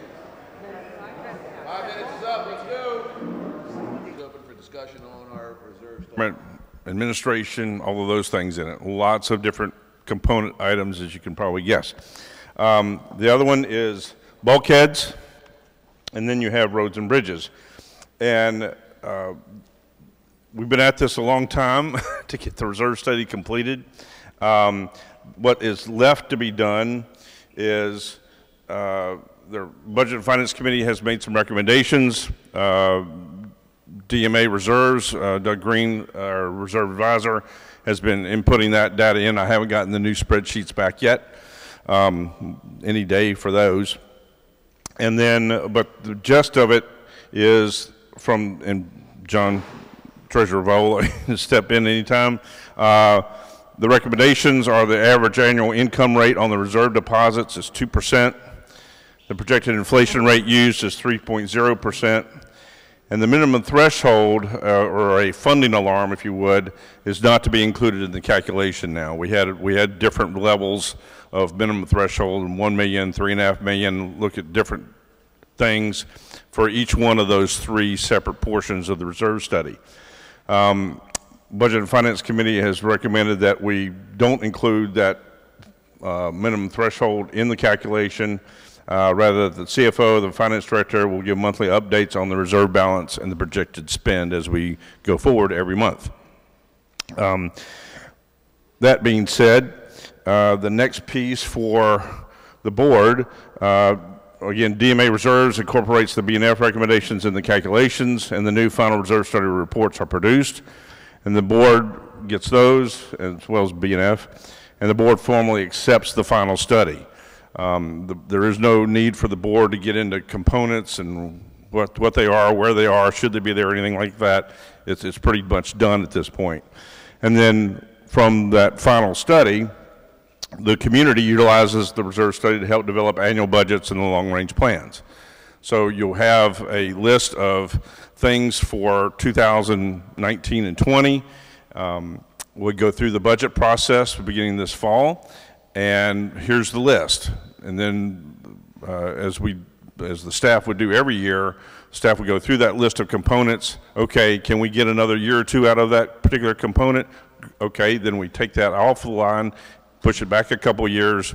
We may have something, what if we have something that goes down in the next 6 months that is actually scheduled for 2025? We'll need to move that one up into the next year's budget cycle. So really it's a planning tool at this, and we're pretty much done with it at this point, other than the board actually just formally receiving the final study.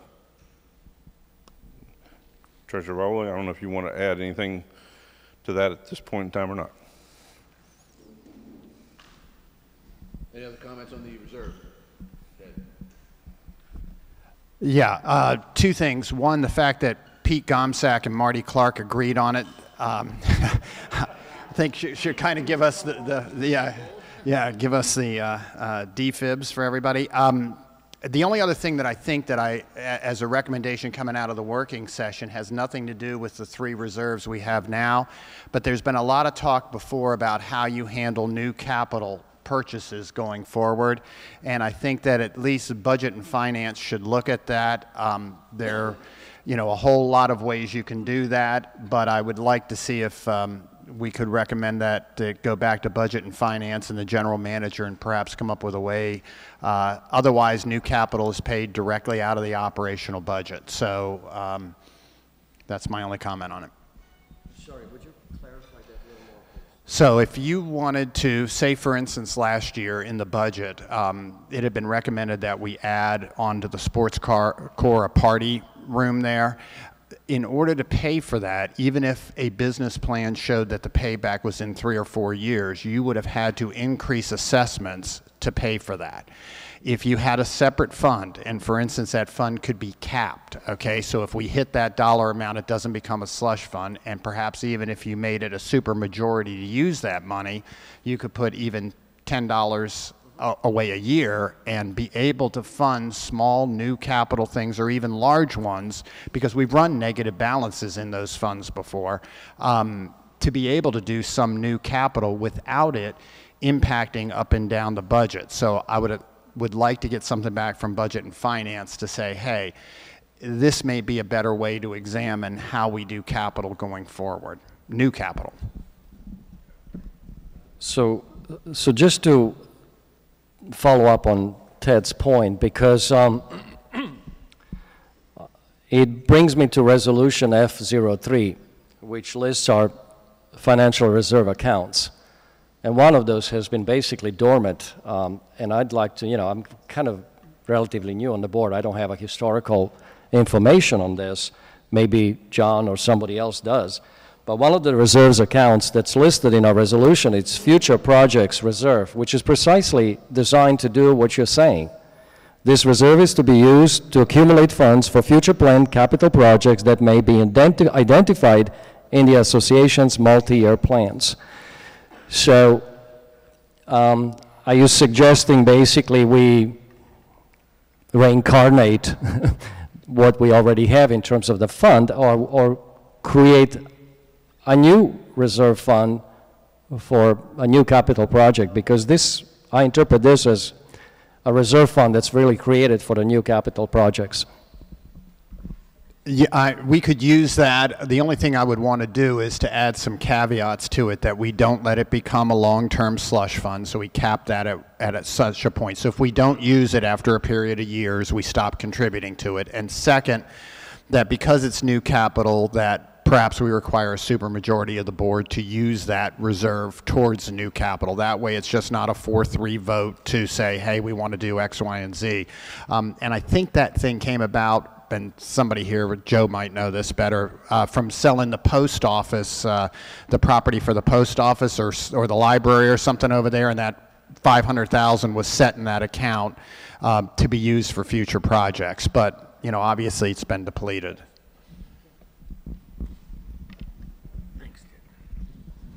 I have asked John privately, and I don't know if I have to entertain or put a motion for the meeting in writing to everybody to investigate the possibility, and I say investigate the possibility of the association using a funding mechanism similar to that's done at the park for new capital.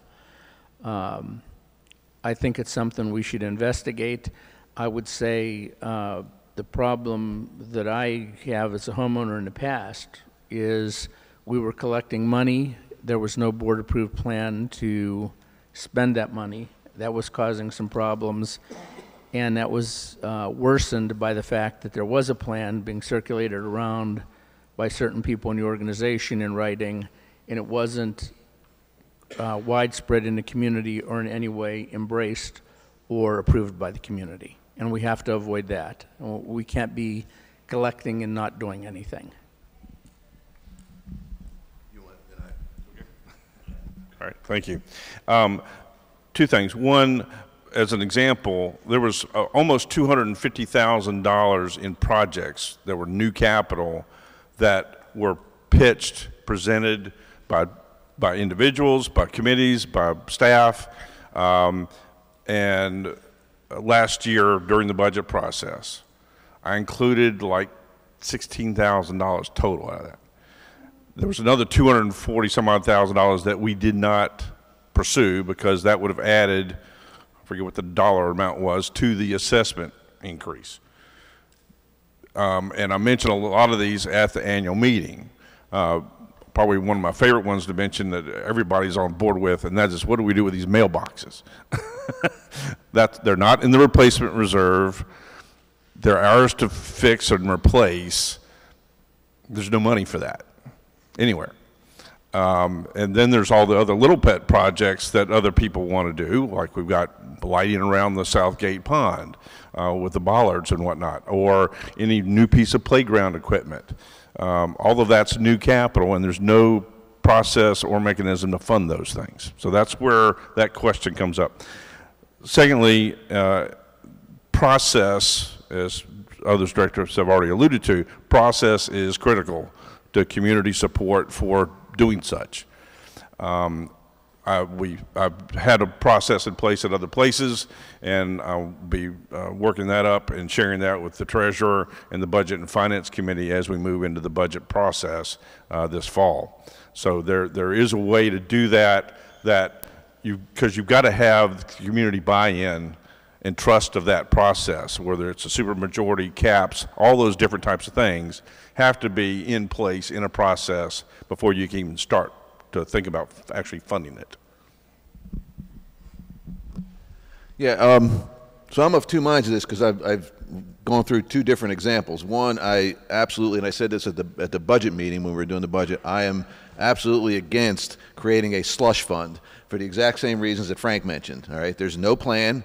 It becomes arbitrary, and it's perceived as stockpiling for unknown quantities with no backing. Okay, so as a homeowner, why am I funding something that just becomes very, very nebulous? On the other side, especially in reference to Resolution F03 and the idea of we do things at such a glacial pace that things that we do cross over fiscal years. Okay, good point.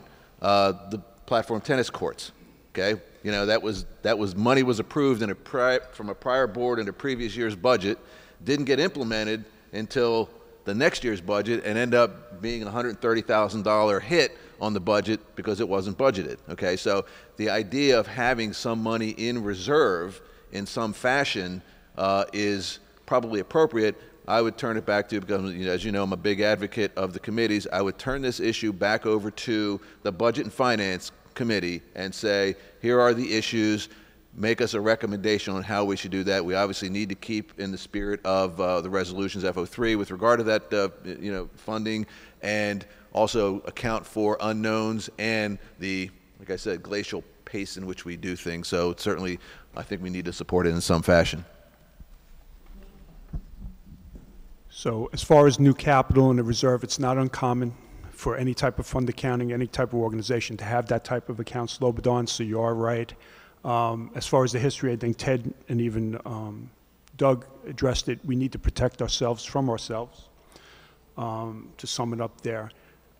Just one point, and we should look at new capital or something like that, and BNF will, and we'll give a recommendation, but let's keep in mind we also have a budget deficit that we really should be addressing even before a new capital.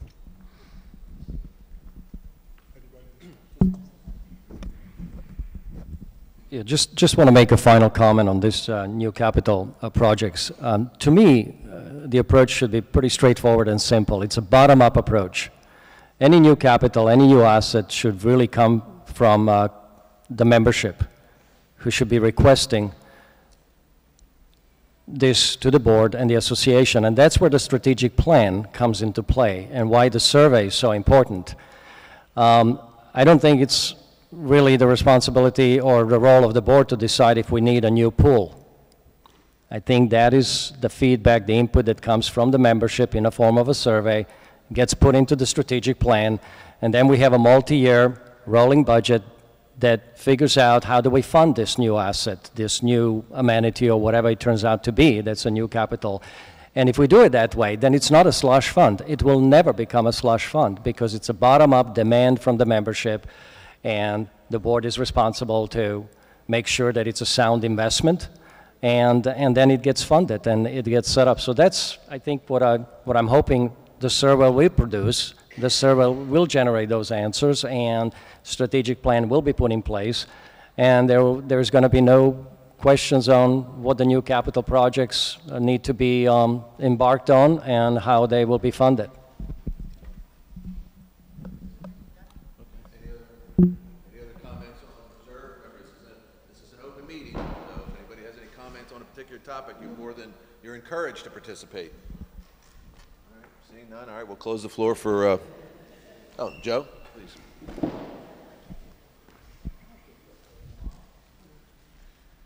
Yeah, before I comment on the reserves, talking about deferred maintenance earlier, whatever happened to the boards that we purchased that have been sitting up at Public Works apparently for the last year and a half or whatever? Does anybody know? They were here and they were falling down, and they were more ugly than they were so. They were here and they were falling down. They were attached to the wall, and some of them, not all of them, were coming unattached to the wall and falling over. Yeah, go ahead. They also had to come down as part of the mold remediation, and when they did, we found some mold which are absorbing on. That's right. Never stops, does it? On the capital, one number that I didn't hear up here or anybody talk about was the percent of reserves from our whatever our total capital number is. But the last number I heard was if we fund it 100%, we would have $22 million in reserves. I believe Pete Gumpsack, a former treasurer, is promoting a 50%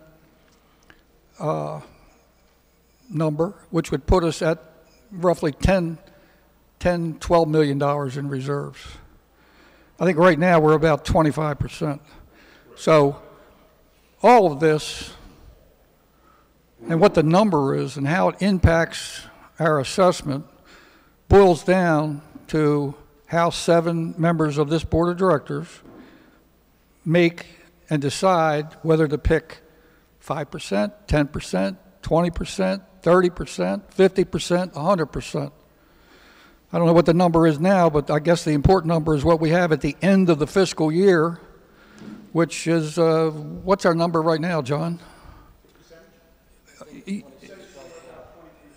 About 23%?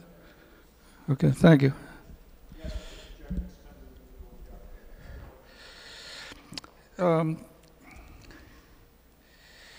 This notion of a slush fund is, I think, a concern of many association members.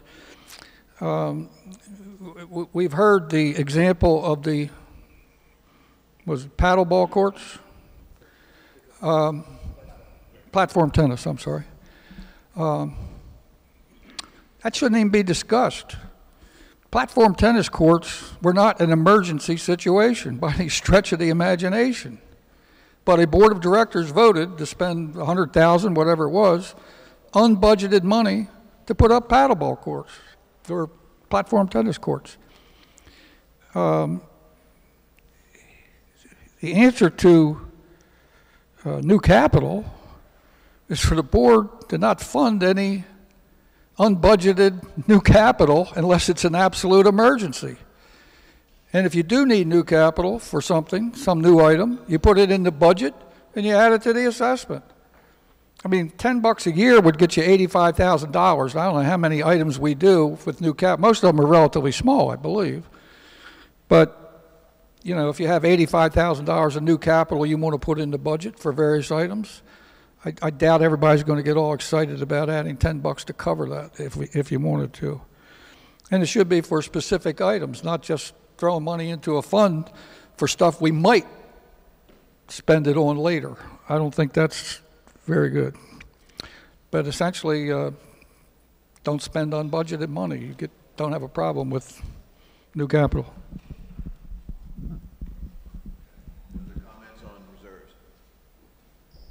All right, seeing none, we'll move to the next item on the agenda, and that is the crabbing pier. The floor is open for discussion regarding the crabbing pier. Anybody? Oh, there's no slides for, don't worry, there's no slides for crabbing pier. So that's just the next piece.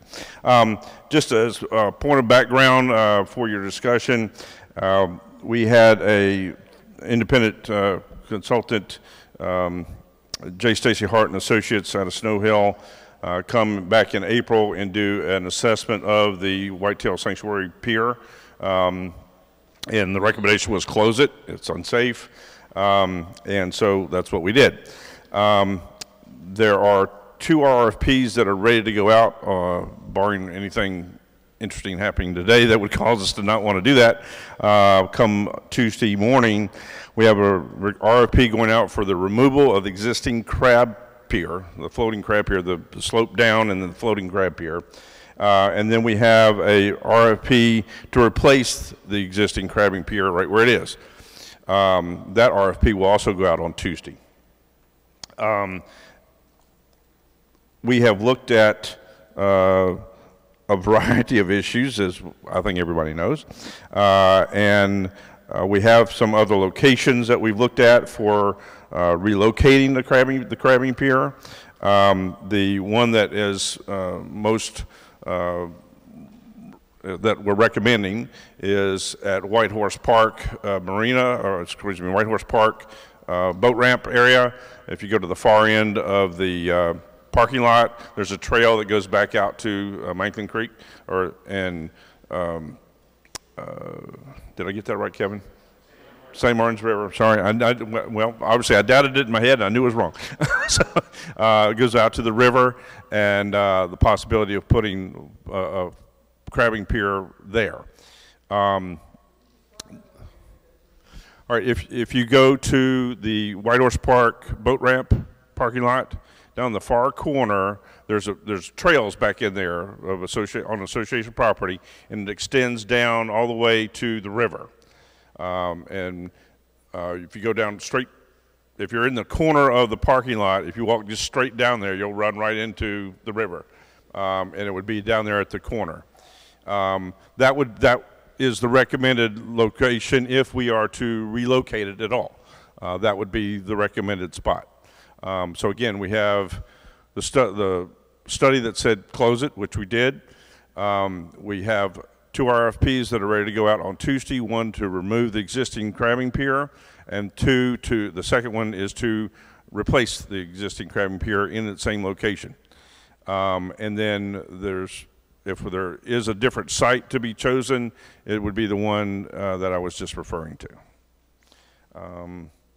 I know that there's a lot of comments to be had about that, and so that's why we're here. But anyway, I wanted you to have that background before you got into the conversation. And JB, just to clarify for everybody, the idea of going in for the permit right now on replacing it where it is primarily because that buys us a year in order to make that final decision before we remove it. So if we have a permit for replacement, we then can remove what's there, and we don't have to make a final decision for a year. Is that correct, Kevin?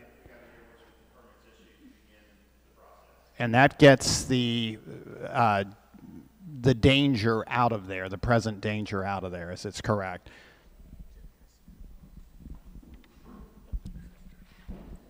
Yeah, and first, Mike was here, so thank you for your community action and calling this to the attention of the board. I want to point out a couple of things going forward before we get into it. There are obviously people within the Whitetail Sanctuary that have given us reasons why this pier should be moved. There are people within the community that have feelings otherwise.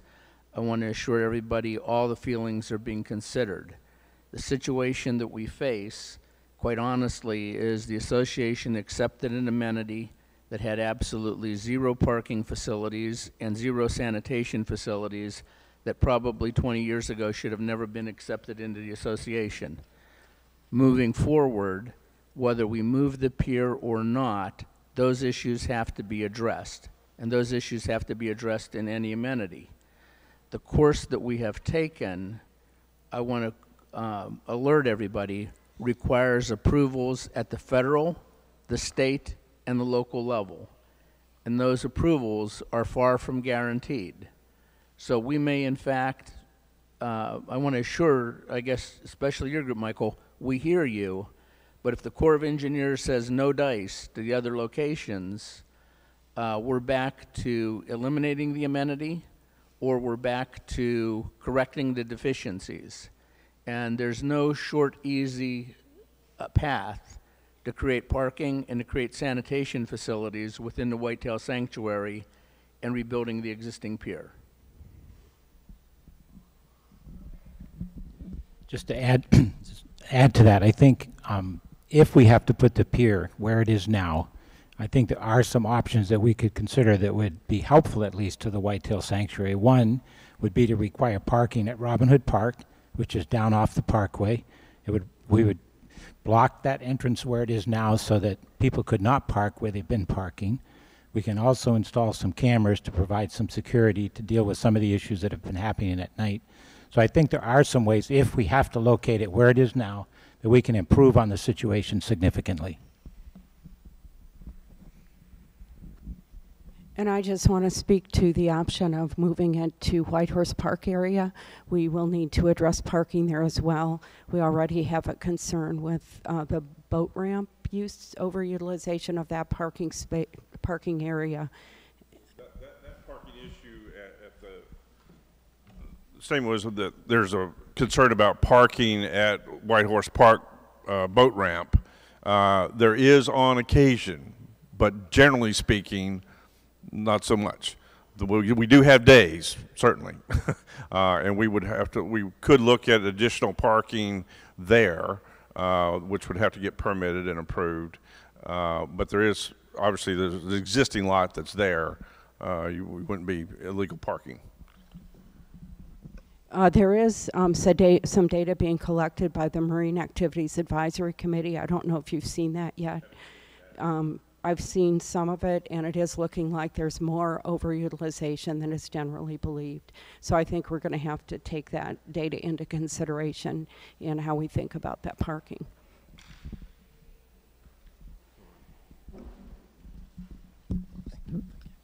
Thanks. My take on a peer discussion is I would really like to turn it over to the members from the community that are mostly affected by this topic to see if they have anything more they would like to share with the board at this point of time. I would also suggest to the general manager not to release those RFPs and wait for the board to make a formal decision at the next board meeting, which is scheduled for September 8th. We need to really take into account the fact that this is an amenity that's been there from the moment the developer built it. It's part of the turnover agreement when it was turned over to the association. Association assumed the responsibility, like we do with all of our common assets owned by the association, to maintain those assets on behalf of the membership. So my thoughts are really, let's hear what the membership would like to convey to the board on this particular subject, and then let's consider all of this information that we have, and then make a formal decision at the next meeting, and that will lead to possibly using the RFPs that you have in place, or lead to maybe a different action. But I think we need to make sure we have all the information in front of the board. And I don't think today is the day for us to decide, do we rebuild what we have, or do we relocate? There are all sorts of different issues that come into play, not just the funding, but operational as well. So that would be my suggestion. Let's hear the membership. Let's take the time to digest that information, and then make a formal decision on September 8th that will lead to how to use your RFPs or whether we change the scope of the RFP. JB, you said we have a survey coming back in a week. Is that what we talked about? You had something coming back in a week. The survey of the property is due back when, Kevin? It's scheduled for this Monday. So okay. As soon as we get that back, we're going to attach that to the RFP and get it out. I think with regard to the demolition of the existing crab here, that's got to take place, regardless of the. It's too dangerous. That one's got to go on. Do you want? Okay.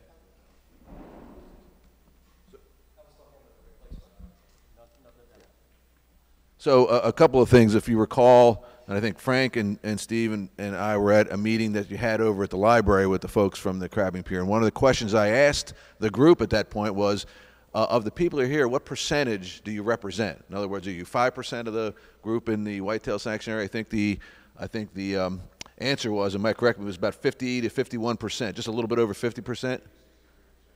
Okay, so here we are. So we have some information already. I mean, we've had that meeting. We've had information that Mike had given to us. We've had folks come up at board meetings in public comments and share that information. So I think we got enough information right now. I think the salient point, and I'm going to support you on this one, Slobodan, is let's go back to them. We got half the people saying there's a safety issue, there's a sanitation issue, there are other risks associated with keeping it there, and then you have people that are saying, wait a minute, this is the greatest thing since sliced bread. My children, grandchildren, and everybody else make absolute use of that. So you've got both sides of that, and I think the other part of it is then we look at it from an amenity perspective. Okay, can we park there? No, and things aren't going to change there. So we have to look at that. But I would go back and say, hey, give us one final recommendation, because I think JB, and correct me if I'm wrong, pulling it out has to happen anyway. Okay, so the idea is, and Kevin, when we were chatting, you got that year's worth of permit. So not that I want to delay things, trust me, but it gives us a chance to get that additional information, and maybe we get a little bit more insight as to that, and we also would have enough time to look at what effect the community it would have on the community to locate it somewhere else, whether it's even viable or not, And we have to come to the grips with it that, you know what, it may go away and never come back, and we have to understand that, and that's one of the potential outcomes. Ted, you?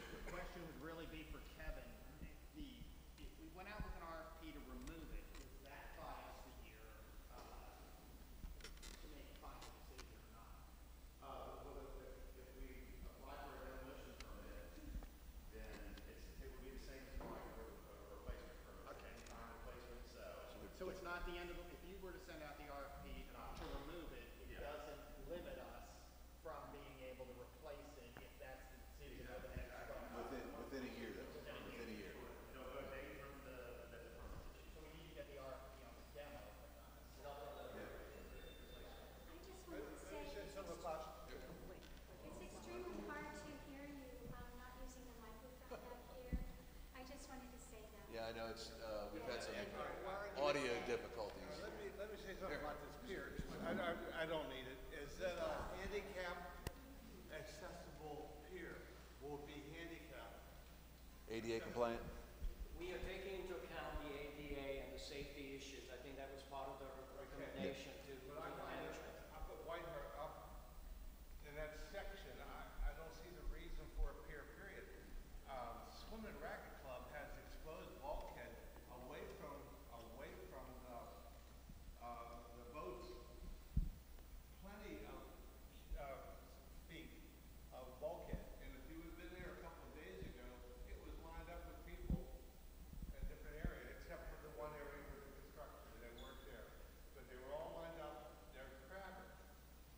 What's the reason? There's bathroom accessibility. It's a parking lot already built. Everything's in place. And the kids are all lined up crabbing. No, you're absolutely right. I think what we need to do is basically make sure we're in compliance with our declaration of restrictions and all the other governing documents when we look at a project like this. It's a park. So. It's a park. You can do crabbing in the park. I just wanted to say that the swim racket is the number 2 spot that we're considering. White Horse Park is number 1, but we have several spots that we're looking at. The swim racket is on that list. The number 2 spot is no cost park. No cost. Yeah, we're weighing a lot of factors, and it's for the board to decide. But one of them is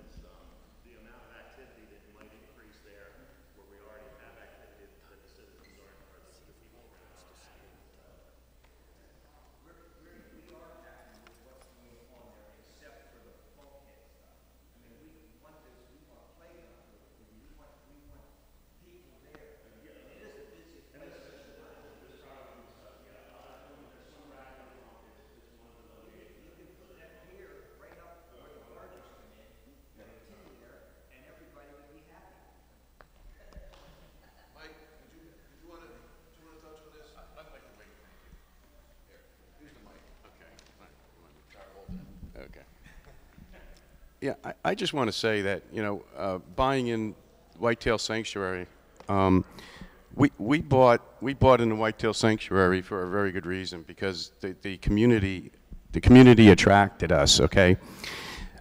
We like the pier. I want to make that clear. The reason why we're here is because we think that it was irresponsible of OPA board back in 2001 to accept it as is, and I'll explain. When it was accepted from the developer wanted, it was a hot potato. He wanted to get rid of it. He wanted out. He wanted all his bonds released. He's out. So the pier was accepted by Ocean Pines Association in 2001, and they changed the use of it. When you apply for a dock permit, you have to explain what the usage is. Based on the usage, the state and the county will accept or deny. It was described as a neighborhood recreational facility. When OPA took it over, it became public, meaning California can use it. Well, there's no parking facilities. If it were applied as a public amenity, there are other requirements that are listed that are required, such as parking. Well, there's no place to park, and it's around a 90-degree bend, and it presents a very dangerous environment for children. I have personally witnessed a car hitting a child on a bike, throwing him to the ground. Thank God everybody was okay. There's things that we see. We live with it every day. We understand that people use it periodically, but we live with it. We saw a child fall in the water, and the mother had her back to the child, and the child went under. So we had a neighbor like is yelling. I don't want to get into the specifics, but all I want to say is this. The pier was accepted in goodwill, but it was wrongly accepted. It's not the right place. It's a sixth of a mile off the road to the water line. So if somebody did need to be rescued, it ain't gonna happen. Not quickly. So it's in a remote area. It's not lit. There's no parking. There's a string of legalities that we can challenge as well. The pier was never mentioned in a turnover agreement. You know, and I can go on. All we're asking is this. We lived with it for 18 years. We saw some situations that could have ended up very badly. And it can't be managed properly. What we're saying is we're not proposing to lose an amenity, but change the amenity into a nature preserve.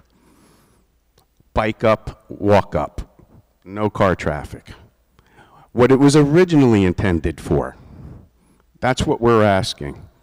And the reason for the nature preserve is because there is nowhere in Ocean Pines that you can enjoy an Assateague-like amenity. I mean, I value that. That's why I live there. I love it. You see eagles, you see hawks, you see turkey. Where do you see that? I mean, so there's a lot to be enjoyed out there. And the children can obviously learn about nature, wetlands, environment, wildlife. It's just not all about crabbing. I mean, there's other places in Ocean Pines that we can provide crabbing amenities for. We have already crabbing piers at Pintail. So as a resident, I don't see losing an amenity. I see transforming an existing amenity into a safer environment for children and for adults to enjoy for all. And I'm hoping that this is the outcome. So I'm done. Is anybody else would like to add to this? Yes. I'm sorry, Joe.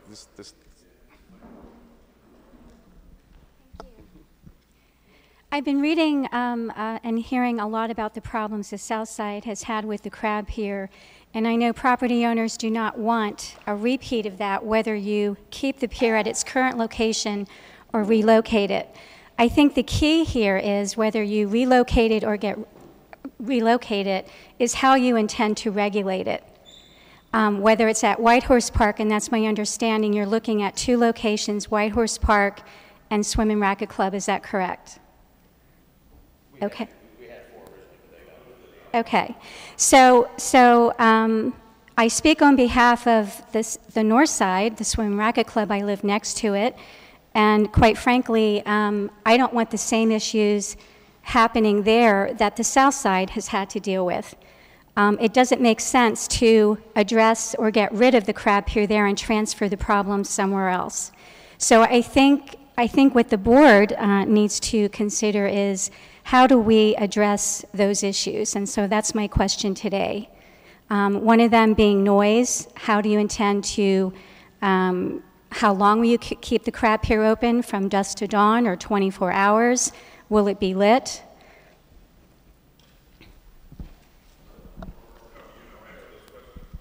I have more questions, but we'll trade.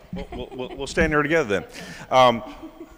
Looking at specifically at the White Horse Park boat ramp area and going out to the river, the idea there is that we could actually, if you basically gate it, you know, from, it's hard to describe without a picture for you, but from that point at the end of the trail, because the trail is already there, it's already manicured and it's flat and solid, so we don't have the tree root issue like we do over at the sanctuary. That from that almost, what do we say, marsh, I guess we want to call it, marsh area, going out 250 feet from the shoreline, and then you have the crabbing pier itself, that from the land point, you could gate that so that it is closed basically at dark, so you don't have the 11, 12 o'clock interesting thing going on unless they're accessing it by boat in the dark. And so that way you eliminate the late night misbehavior, if you would. So hours would be basically dawn to dusk type of scenario. We open it in the morning and close it in the evening. Noise. I know that noise cannot be regulated by OPPD. I don't know that noise would be a particular issue in that location, but certainly one where the Swim and Racket Club is because of where it's located. So, you know, noise is certainly an issue that would have to be addressed, and I've already talked to OPPD, and that's something that they can enforce. So I think White Horse Park would make a better location in terms of simply where it's located. Keep going, I'm sorry. Okay. You go ahead, and then I want to have I've got a few other comments about parking, no matter where we are. Yeah, you know, my background is environmental engineering, so I have to address the environmental aspects. So St. Martin's River is impaired. It has a D classification rating. You know, just the location in itself is not suitable for a crab pier. I talk to locals, people that live in Ocean Pines. I have yet to find anyone that crab and fish out of St. Martin's River and eat it. It's just not suitable for human consumption. I find it hard to endorse putting it on St. Martin's River for that reason, simply because I wouldn't want to send my children or grandchildren or anybody there for that reason. So I had to address that. So I think the bottom line for me is do what is in the best interest of all property owners of Ocean Pines. If you choose to keep the crabbing pier at its current location or relocate it to a suitable location, regulate it properly, and if you can't, get rid of it. Don't transfer the problem somewhere else. Our money can be better spent. And one example is that of the Swim and Racket Club. It's in dire need of repair, the tennis courts. So I'd like to see the money put there and perhaps change the parking lot that exists now that used to be a tennis court and make that into a recreational area for children. It's a park. Thank you. Thank you. All right, let me address parking issues for just a second, and a variety of different aspects to parking. One in relation specifically to the crabbing pier that we've been talking about. It is environmentally protected area. We cannot have any parking over there right now. There is a strip of land. I understand that it may be for sale. Not knowing exactly where that is, but if it's anywhere close by, it's probably also an area where we can't create a parking lot per the county regulations. Now then, let's go to parking enforcement. Why isn't, because it's in our covenants that you can't park on the street. Okay. However, two big things. One, it's not a violation of the law, it's a violation of our covenants. We have no enforcement mechanism in our existing covenants to say, because I hear it all the time, well, you should issue a fine. Or in HOA land, that's called assessed charges. Okay? We have no ability to do that for anything.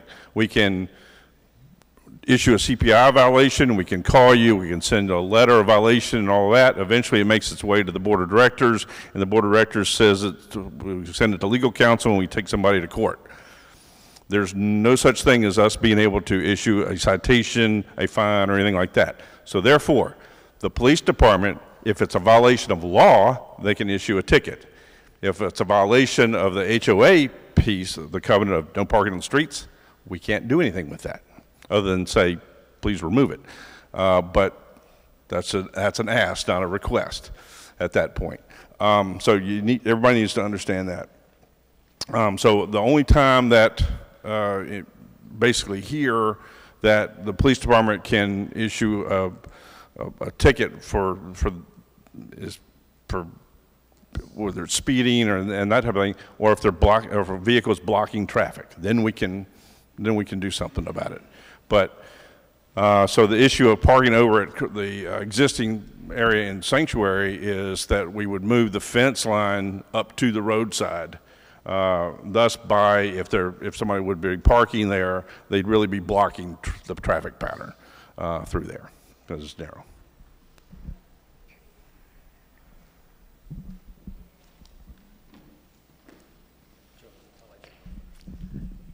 Thank you, Slobodan. With regard to parking, you raised an issue, but you didn't provide a solution. And one solution is that if the Ocean Pines Association were to go to Worcester County and ask the county to pass a no parking designation for that particular road, I'm sure the county would grant it. And at that point, the police could issue parking citations. So there's a solution to that problem. How far it might move away from there, no one knows. But there is a potential solution.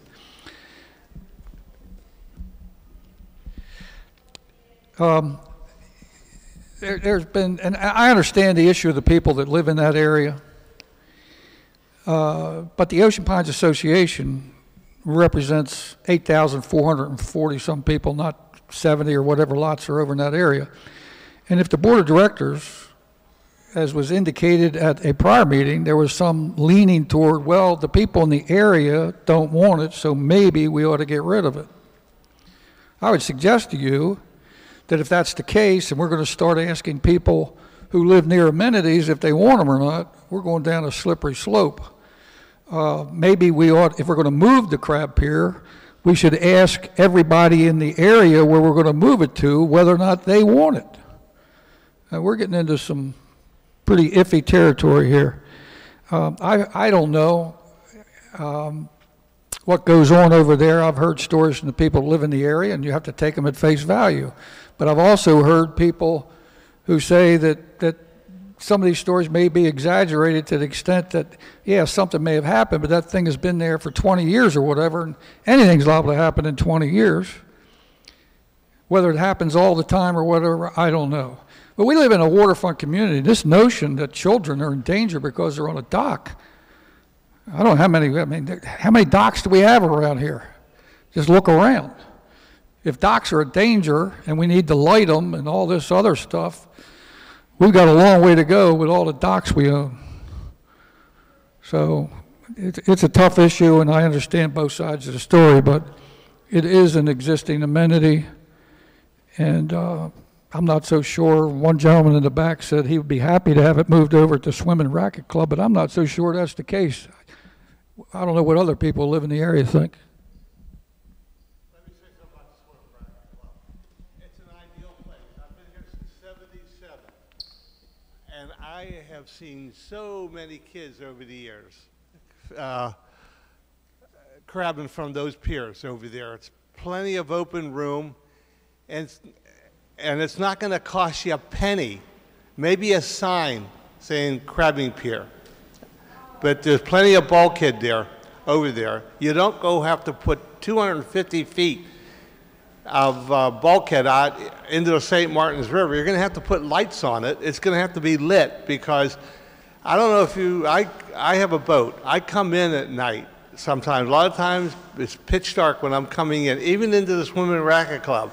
And let me tell you, it can be difficult to find, even with all the lights I see at the Swim and Racket Club.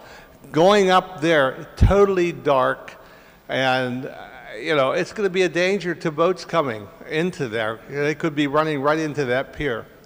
And, I don't see the reason for spending the money. 250 feet? If you can do it for $10,000, do it. Okay? I'll say do it. But it's not going to be $10,000. It's going to be a hell of a lot more. So, anyways, it's an ideal place. Leave it there. I can verify that. If you look where the Swim and Racket Club is, the road coming in, the tennis court, there's a lot of bulkhead space. They crab right across from my house. I mean, that whole area where everybody walks their dogs and everything, that's all crabbing. They stay in a pavilion and have a picnic, and they crab there. I don't know if you need to build a pier at all. I'm with Paul over here. I think a lot of us are missing the point. The South Gate has nothing for kids to go to on the water except the pier. You have it, like you're saying, it's Swim and Racket. It's already there. People are already crabbing. That's great for those kids in that area.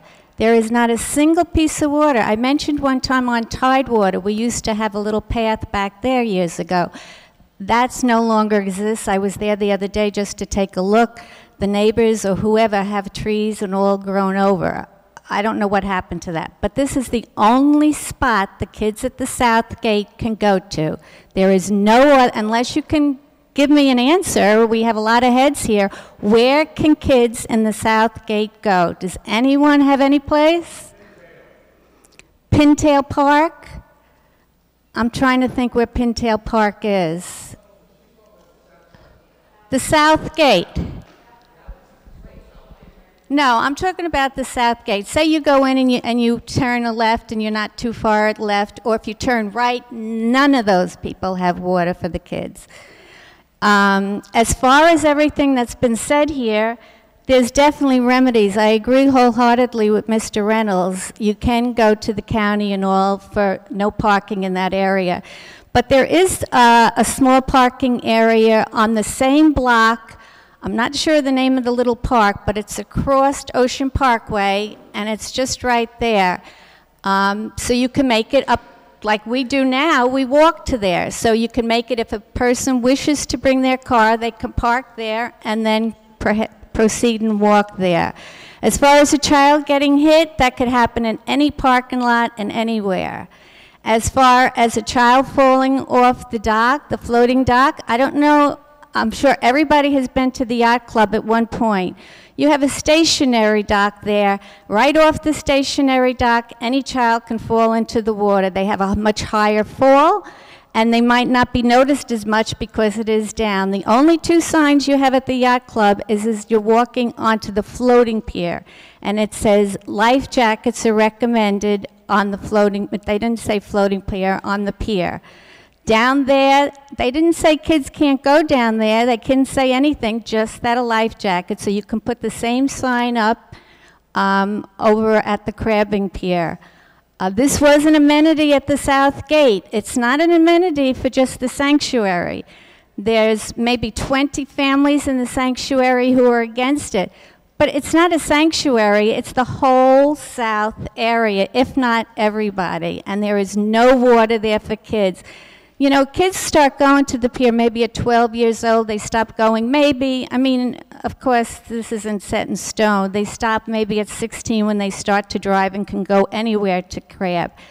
You already took away 1 year. How long does this take? It should have been and also, why does it have to be replaced? Did anybody check into repairing it? Again, we're replacing things right away. Maybe it's not repairable, but why does it take so long? This was there, it's an amenity. We live on the trail.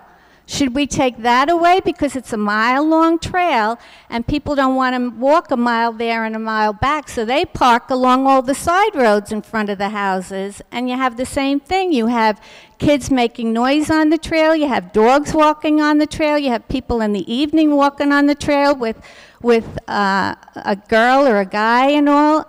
You have amenities here, and you shouldn't be just disregarding what was here, which is what I think you're doing. And as far as parking in White Horse Park down there, those parking spaces are very minimal. As you know, when you're having a trail, each parking space takes up 2 spaces.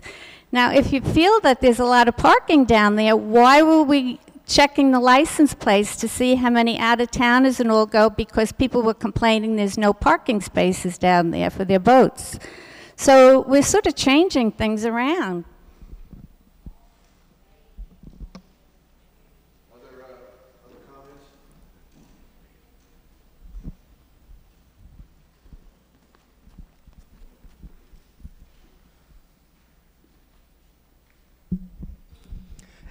Yeah, I lived there since '99, and the problem is the owners agreeably turned it over to Ocean Pines because we didn't want to do the maintenance and be involved with that part of it. Sadly, for the last 10 years or 18 years, it hasn't been maintained, and it's fallen apart. Now, if you look at it, and I think the board has been over there and walked through it, you have all that root system growing along the walk path. That's roughly 1/6 of a mile. That's a safety issue.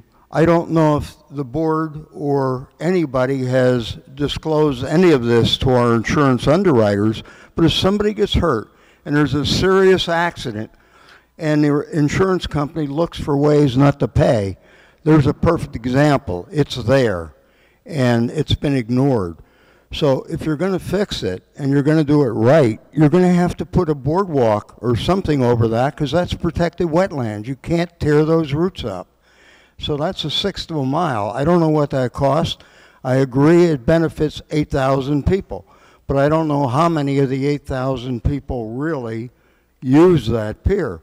But we know in its peak season, when there's cars parked on both sides of the road, you know, children, yes, you want them to have the ability to go there, but do they want to walk between parked cars? And the roads in Ocean Pines are too narrow if you're parking both sides of the street for a car to pass, and if they're parked directly aside of each other, you can't get through with a car. I mean, there has to be something done from a parking standpoint and from a maintenance standpoint if you're going to do it. Would we have a problem with it if there was decent parking? No. The real problem is there's no parking, it hasn't been maintained, and I think the more important thing is nobody monitors it and polices it. If you go out there on a weekend after people are finished and look at all the crap laying around, you know, we want to protect the environment. That's certainly a case of how you don't protect the environment when you don't clean up. There's no facilities there. And people walk dogs, don't clean up after their dogs. There's been traces of human waste out there. And there's all kinds of activity occurring late at night. So unless it's really policed and enforced, it's not going to work. So all I'm asking as the board is make a good decision for 8,000 people, decide how much it's going to cost to do it, and is that really a good return on investment for the number of people that are going to use it.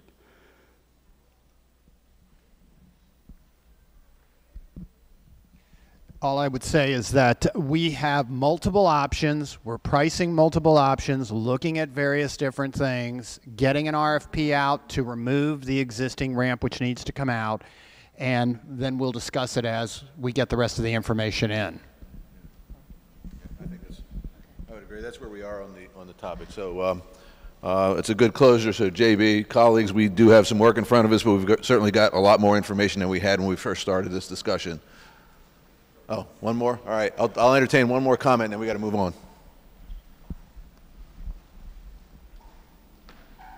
Hi, Doreen Angelo, 1227 Ocean Parkway. I have 3 boys that go to that pier often. And like my mother had said before, there isn't anywhere else for the kids to go as far as the waterfront. I can tell you, when I go there, we walk there, and I think we've already addressed the parking issue. You had said that we can get the signs there. There would be no parking. It would just be something for the community to walk to. So that's really a dead issue. I can tell you it's disgusting to me, the fact that the pier's been closed all summer, and these meetings just go on and on and on. It's constant conversation and talk and zero actions. There's no reason that it should have been shut down all summer. And now to get a permit for a whole nother year. Yes, the people immediately in that area, you guys built your houses there. You chose to purchase that. That pier was already in your plans. So to take a pier away, I think is insane. Why would you take water access away from a community that's built on the bay? That makes no sense to me. All right. Rebuttal, and I'm out of courtesy for all the work you've done. This is the last rebuttal, and then we're closing the discussion. I want to thank the board for listening, because it can get tedious. I just want to make it clear.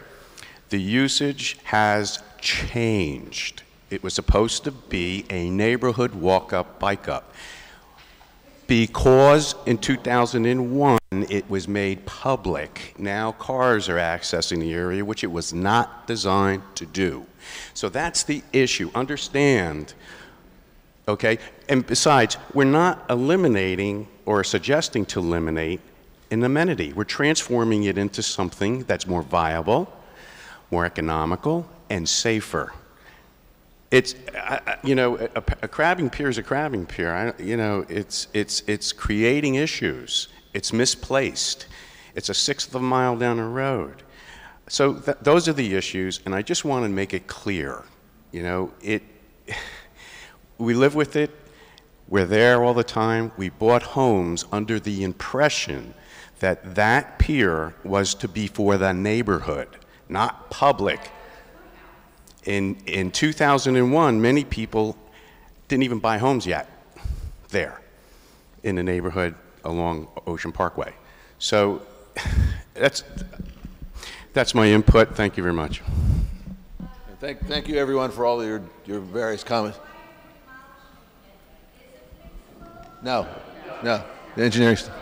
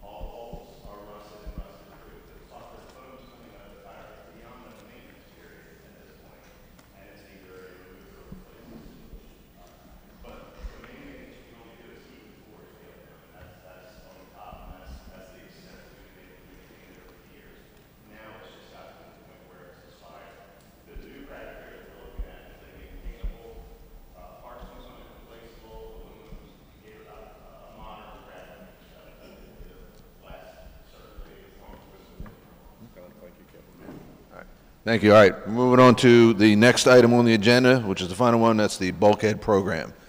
So I'll open the. Yeah. This is an open forum meeting.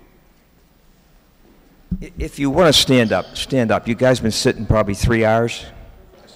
Okay. Okay. My philosophy always was, I was elementary school principal, and I said to my staff, the mind can only take what the ass can stand. Okay, that's my theory. So anyhow. I always want to start off with today's, close, how's that, better, okay.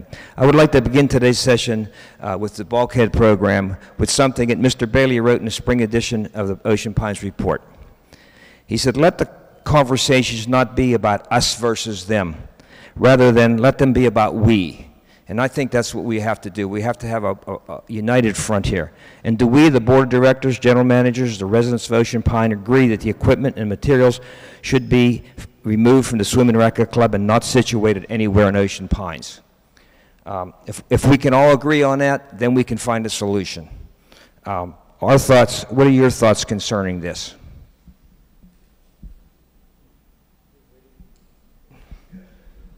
Oh, we have one microphone.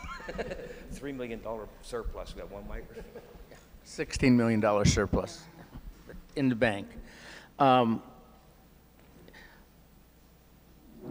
new board members certainly toured, as a matter of fact, the entire board toured the area, and it is certainly desirable to have the storage and the construction area off-site.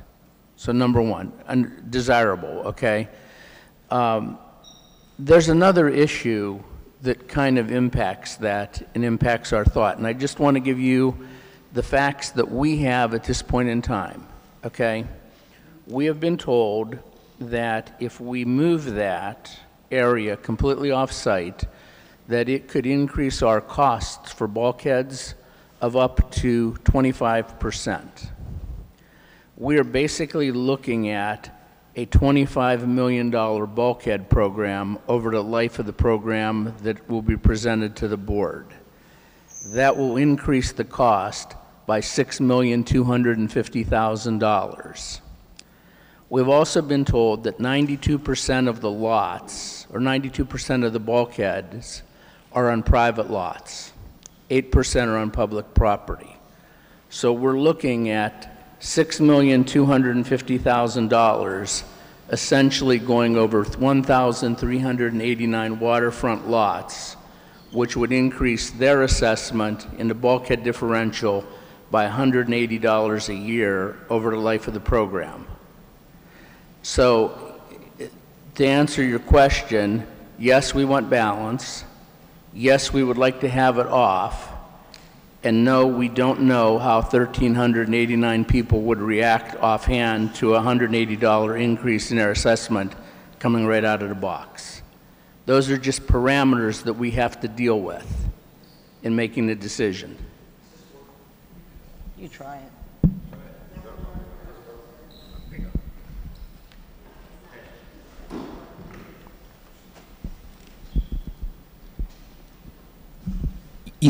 I kind of envisioned this setup a little different, where you'd be at a table with circle and we could come up and sit and discuss this. My thoughts are it's going to cost everybody a little bit of money. When was the last time we had a raise in our bulkhead assessment? Anybody know? No. I've been here 19 years. I don't think we've ever had a raise in our bulkhead assessment. Anybody look into that? I mean, that's important. Oh, wait a minute, wait. Go ahead.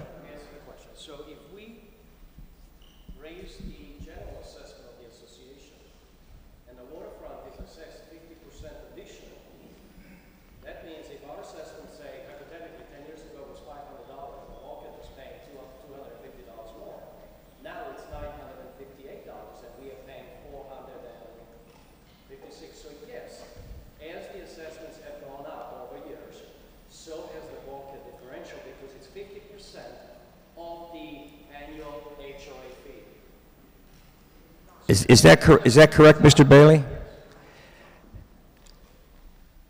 Don't know. Okay, let me go back to the second point I want to make. You're going to raise, everybody's assessment goes up, but in the meantime, with the bulkhead there, my property value goes down. Now, and I can prove that because we've already contacted a court-certified real estate appraiser. He went over and looked at it. He came back and he says, "Yes, it does depreciate. Everybody who has to look at that every day." So now you're saying you're doing one thing here, but you're doing something else over here. So when I go to sell my house, I'm going to get less money. So now I'm paying twice. That's my comment. I don't know what you want to do about that, but you know, I'm in a good place with this. I have done my homework. Any comments? I've been here since '77. I don't know the board has ever done a budget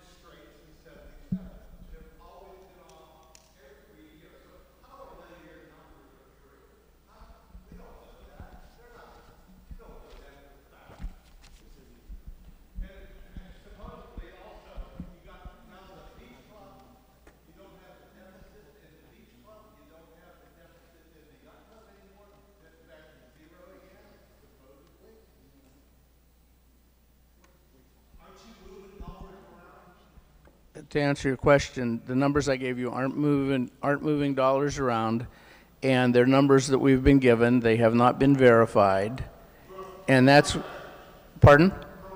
Right, but, okay. Okay, well, as a contractor, you're going to tell me what you're going to charge me or tell me what I want to pay?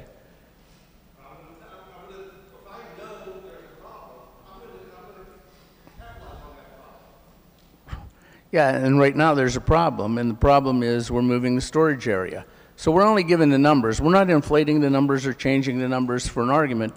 The only point I want to make is we're looking at what's given to us as potential solutions to their problem.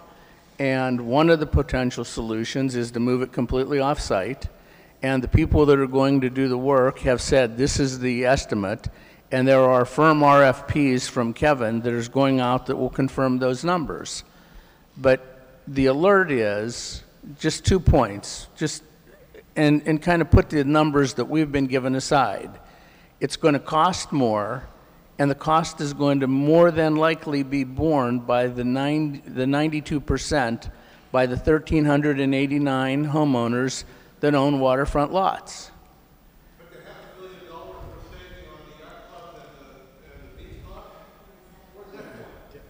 Different altogether, and it's in a different operating budget. But at some point in time, money is money, but it's not like we can take the yacht club or the beach club and say we're going to move it over to bulkheads and the problem is going to go away.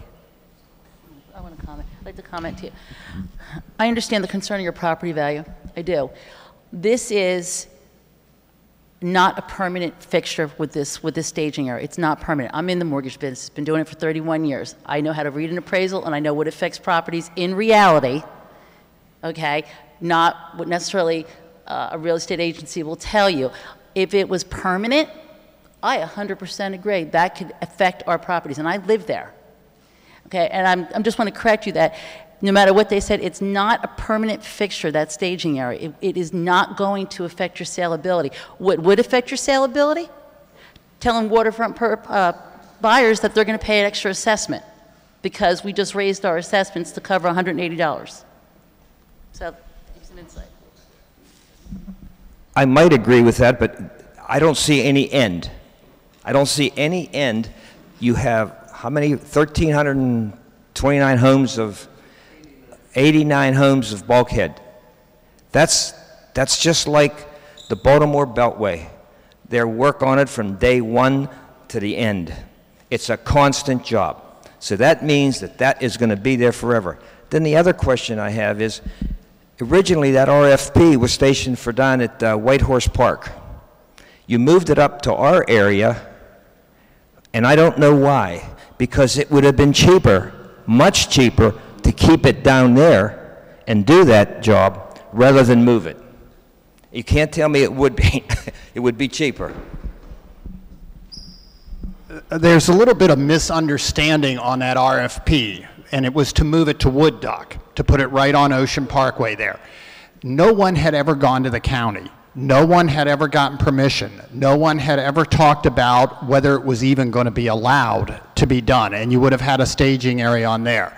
Let me cut to where we are. I live right around the corner on Clipper, okay? I walk my dog over there twice a day. I don't want it there. What Ocean Pines is doing is going out with an RFP that says 3 things. 1, what is the cost if you don't do it there at all? If you move it from Ocean City, if you're somewhere down the street, or you're somewhere else. Number 2, what happened if you only did it off-season? 10-1 to 4-1. And number 3, what if you had to use it all the time?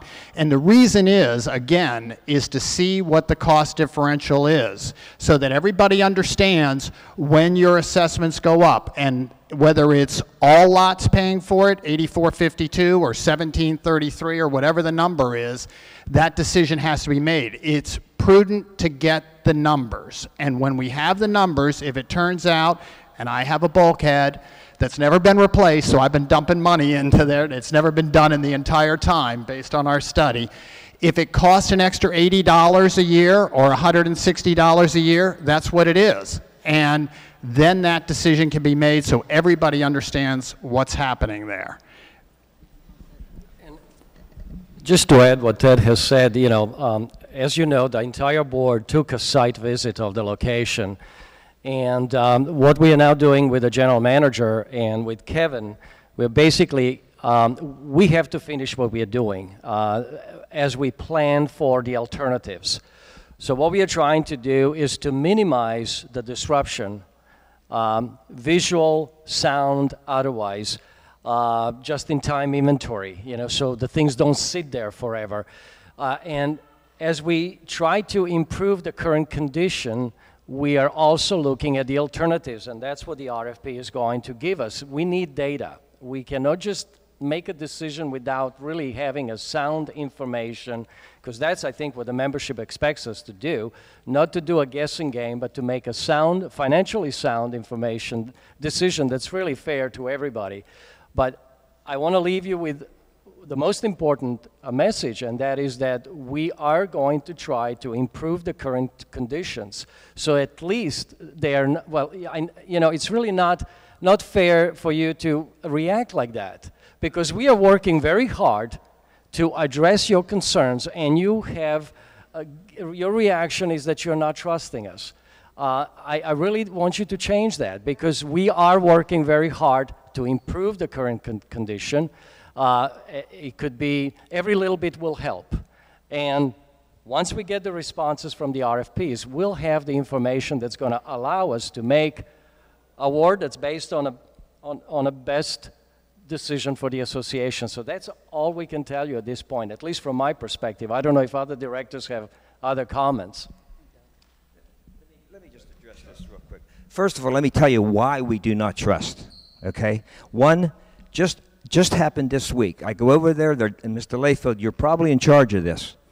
They're dumping dirt inches from the bulkhead that's going in the water. No erosion fence. That's probably against every policy, county, should be the policy of Ocean Pines, state, federal, because you're not protecting the water. And the last time I went through this, 5 years ago, the county made them put an erosion fence up. Haven't done that. I've called. No, you didn't. I was there this morning. Well, you're telling me it's right along the bulkhead? Oh, that's where the dirt is. So it's not there. That's number one. If the dirt is that far from the bulkhead, it's going to, with the rain we had last night, it's going everywhere. Now, that's one reason. The second reason is 5 years or 3 years ago, we were told we would remove it and it would not be there anymore. The board told us that. Board members never come back. Here we are again. Also, I went with the general manager years ago, and it said, oh, we're only going to do that October to April. You know what it ended up being? The beginning of September to the end of July. The reason? Oh, we had bad weather. That's why I don't trust. And that's why if something is done, I want it in writing, that will not be there. Now, do you blame me for being my attitude the way it is? I mean, I can't trust what is being said. And I think everybody here will validate that. All right, I got a comment. Thanks, Doug. Board of Directors needs to move that operation out of that location. Must move it out of that location. I'm a waterfront owner. I'm on the bulkhead, and I'll tell you right now, I don't think the 25% in the final analysis is going to be the real number. But if it is, I'll pay it. Those people over there have been putting up with this for 20 years, perhaps. And this is not a part-time operation. This operation is in perpetuity, forever. It's like painting the Bay Bridge. When you get done painting it, you start over again. It's never going to stop. Now, there's been some suggestion of other locations beyond going to Ocean City, which I think the 25% is based on. One suggestion is the facility over there at the county's sewage treatment plant. And I've asked Director Maroney to look at that. I think he has to some extent. But I'll say this. The board or management needs to be more proactive. I'll tell you what I would do if I were king here. I'd call the the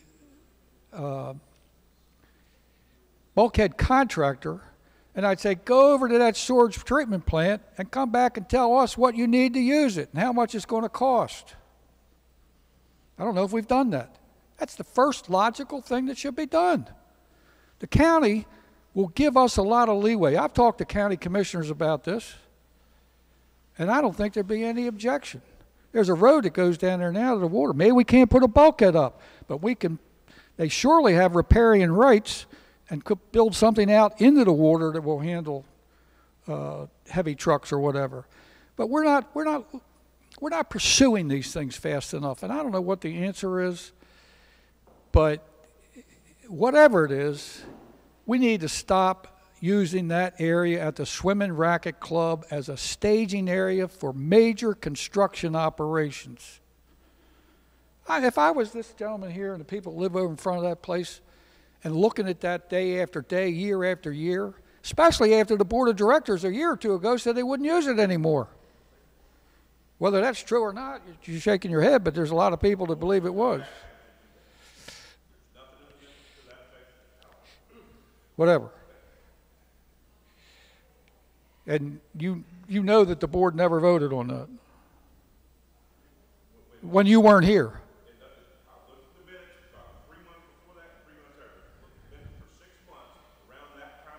Oh, no, I think it was more than 3 months before you came here. Okay, all right. Okay. Regardless,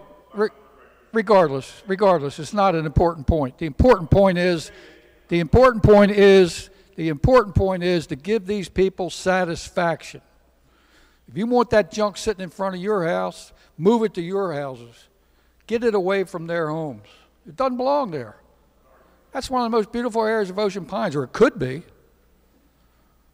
It's not a construction site. Thank you.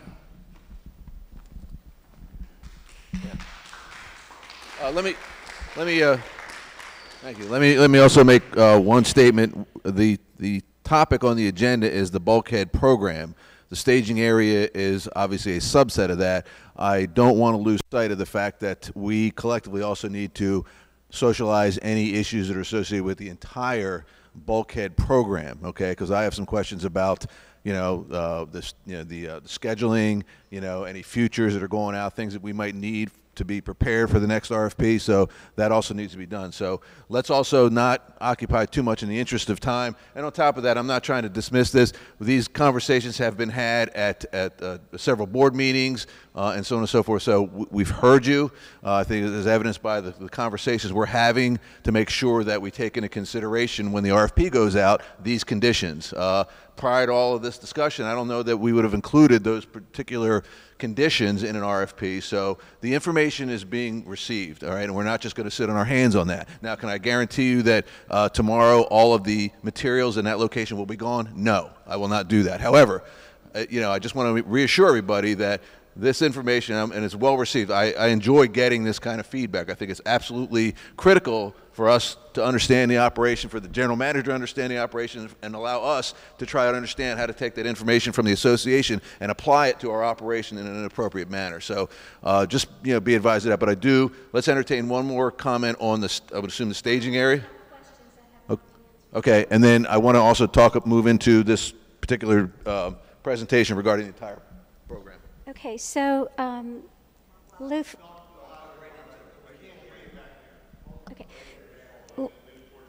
Lou Frey asked a question. Well, first of all, Mr. Maroney, what you said about the RFP, or Mr. Bailey, I believe you spoke about the 3 options on the RFP, one of you. Based on what you said, the Swim and Racket Club Park is still on the RFP. So to say to us that this is not going to be ongoing does not promise us anything. Mr. Maroney, Lou Frey asked you a question about the fact that this was supposed to be located at Wood Duck Isle. You never answered the question as to why it was moved. You stated publicly that it was moved because these folks did not want it in their backyard. So can you tell us why it was moved to Swim and Racket Club Park?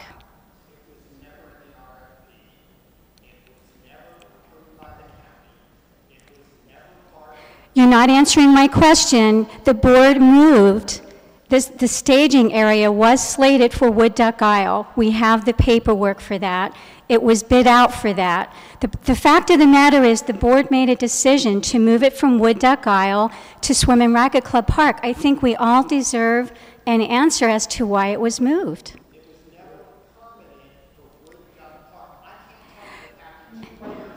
Did the board, but the board approved, it never went out for RFP. This is under an emergency contract that never went out on an RFP. It was never bid out.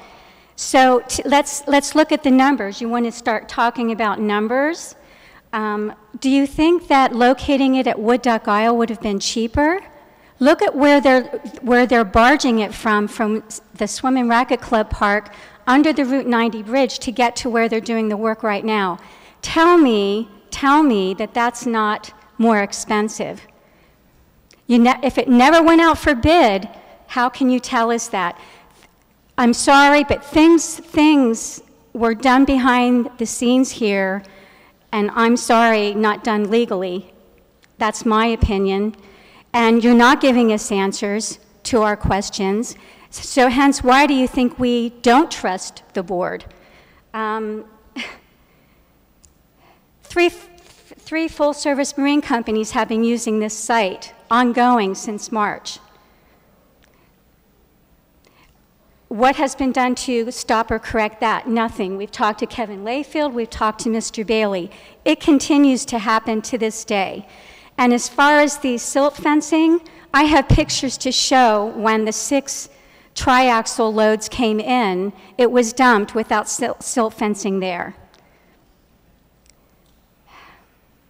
Fiduciary responsibility for property values. It doesn't just apply to the south side, it applies to the north side. And having it there does significantly detract from the appearance of the area. It's in a park, so there's safety issues and liability issues, and it detracts from our property values. Show of hands, how many of you are looking at this every day? How many of you're looking directly at it? But you don't look directly at it. You don't look at the trucks coming in Seabreeze through the parking lot into the staging area, do you, Mr. Maroney? Just answer the question. It is what it is.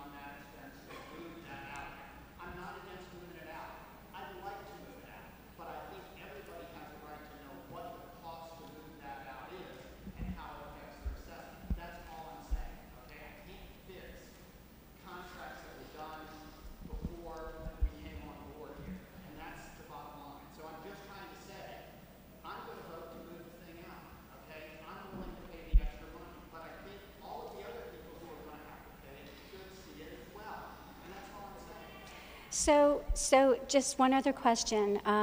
The RFP still currently has the Swim and Racket Club Park on the RFP that's going out. You haven't looked for an alternate location.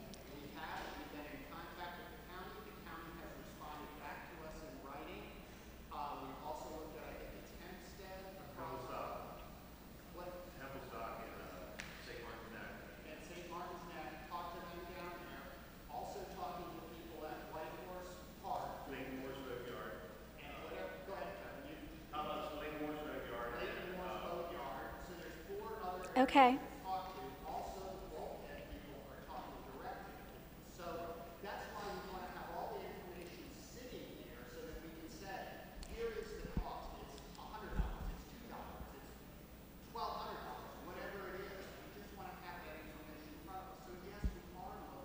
Okay.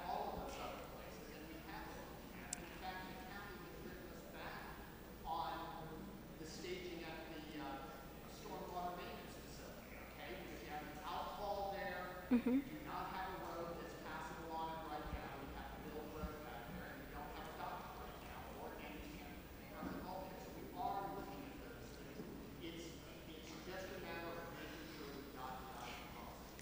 That's good to know. So if those are 4 viable locations, and it sounds like they possibly could be, then why not take the Swim and Racket Club Park off the RFP? What contractor, sorry?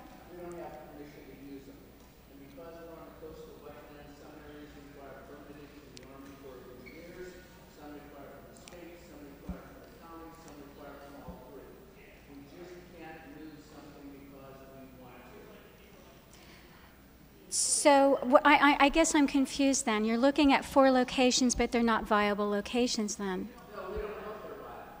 What we know is when we put out a location, can we use it? What are the conditions for use of it? What kind of permits are required? And what's the cost involved? So why wouldn't you let the bidder do that? I've been a government contractor for 30 years. Why wouldn't you let the bidders do that? That was the way out of it.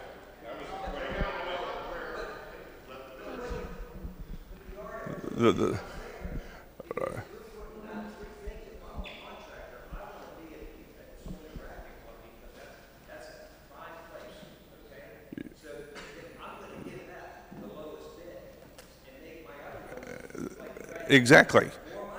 Well, you're going to get 3 different numbers in based upon those 3 different locations. Yes, the cheapest one's going to be there, and the reason why that is in the RFP is so that we actually have the differential number between if it's utilized there, it's going to be X. If it's going to be at a different location, it's going to be Y. And if it's going to be during a certain time period, October 1 to April 1, then it's going to be a third number. So you can get those differentials.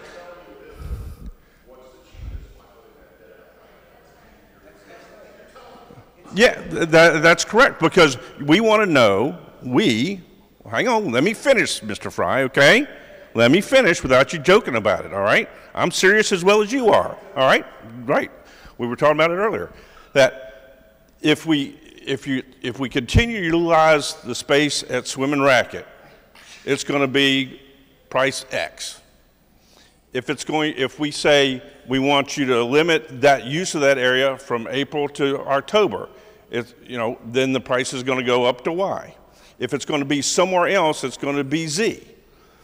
How can the board make a decision on, okay, if we know it's going to be the cheapest at Swim and Racket? That's no question. They know that too. What we want to know is what is that differential cost? Is it 15%? Is it 25%? Is it 30%? Is it 5%? Without asking that question, we don't know that answer. The collective we don't know that answer.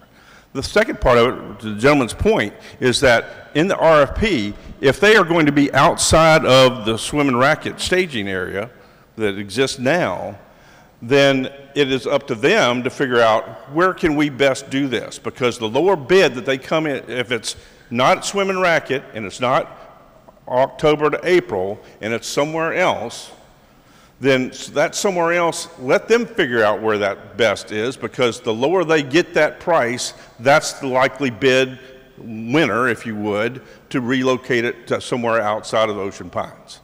So let them let their creativity get to figure out, all right, we need to work out an arrangement with farmer A, or we need to work out something with the county, or we need to work out something with somebody else.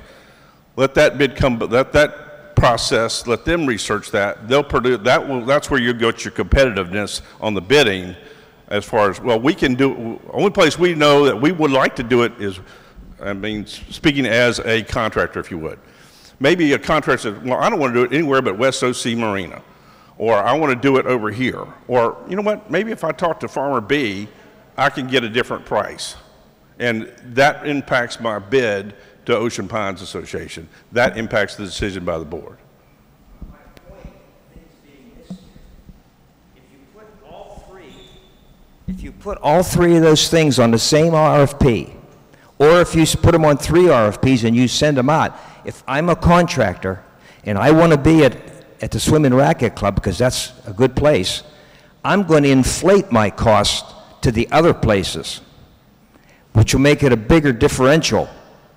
Okay? So it's going to look like it's going to cost me more, cost Ocean Pines more, so you'll vote to go to Swim and Racket Club. Am I getting that across to everybody? Am I right on that? You see what I'm saying? Why not put one RFP out and say, you're going to haul your own, you're only find your own, I don't care if you barge it or what, but you're not going to be in Ocean Pines. Give me a bid on that. Wait till those bids come in. Yes.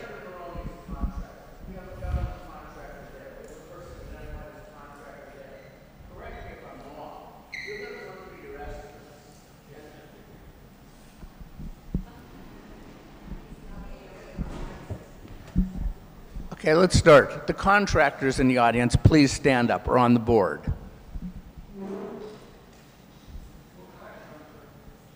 Okay, okay, so correct me where I'm wrong in this process. You get an RFP, you're going to do an estimate, okay? You're going to put a markup on it, okay?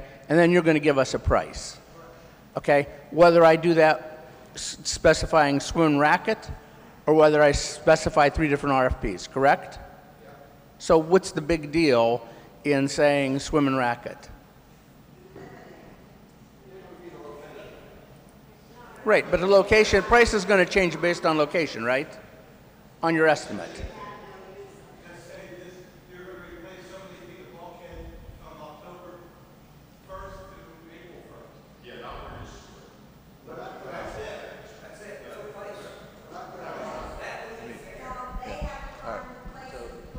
So let's reel this back in. I think there's, yeah. Let me say, I think the intent of having that in there was a mechanism for compare and contrast. Because let's not forget that whenever we suggest raising the assessment, and part of the transparency is to say why we did it. Okay, and I agree. I think it's a little bit of a conundrum because you're right, Lou. To your point, yeah. Would I, if I knew that location was very favorable, that's my focal point, all right? These, I'm going to give it lip service because I don't want them to be considered, all right? So I think your concern is, if you do it that way, that we as the board would consider using the Swim and Racket Club. I say, maybe, and this is just me speaking, you just have that number available to say why you wouldn't use the Swim and Racket Club. Turn it around just the opposite. Here's why we're spending this much more money, because we've had all of the things that we can socialize it with property values, aesthetics, all the other things that have been brought up in these conversations, and use that as the background information to support the decision that the board made. So, I think that I do want to say, I don't want to lose sight of the fact that, remember, it's a bulkhead program. I want to continue on this. What time is it? Because we do have to be out here by 11:30.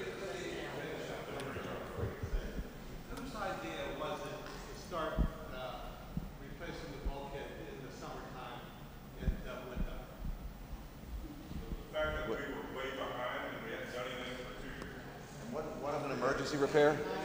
Yeah, one was an emergency repair. The year before, in 2017, they did not do any bulkhead replacement. It was six. Yeah, part of 6. Pardon? What's the life schedule you put on a bulkhead? 20 to 30 years. I bought a place in Ocean City in 1965. It had the bulkhead put in 7 years before that. Okay? I sold the place years ago. I have to go back down there and look at the bulkhead. Bulkhead's fine. Still there. Same bulkhead. Since probably 59 or 60. So I don't know, 20-year bulkhead. Yeah, let's.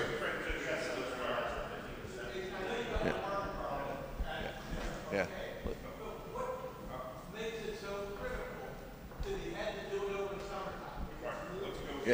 Yeah, let's get into this, and maybe that'll answer some of my questions.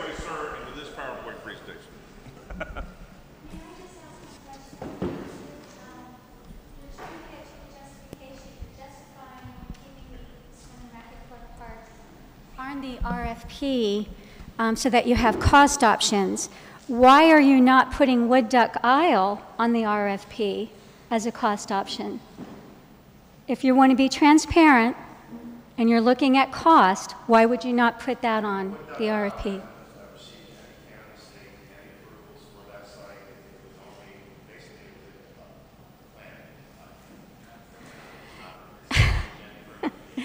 What would constitute approval by the county, Kevin?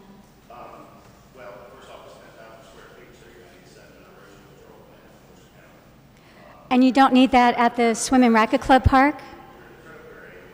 So is the Swim and Racket Club Park?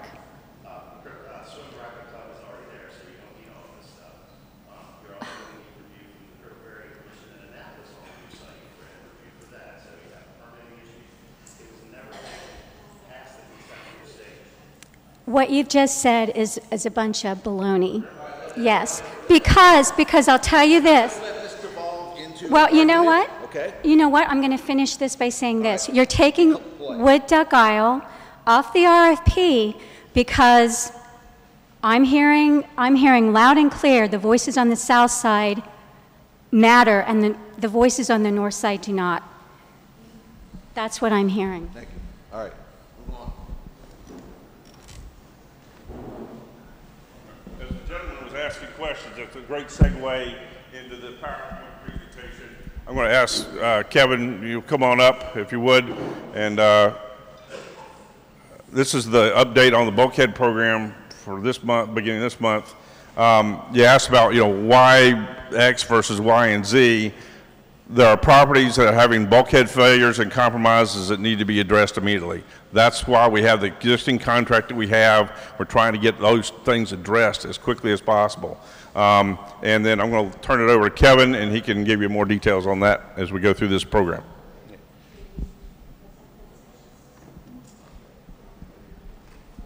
Do we click over? Which one? That one or that one? Okay.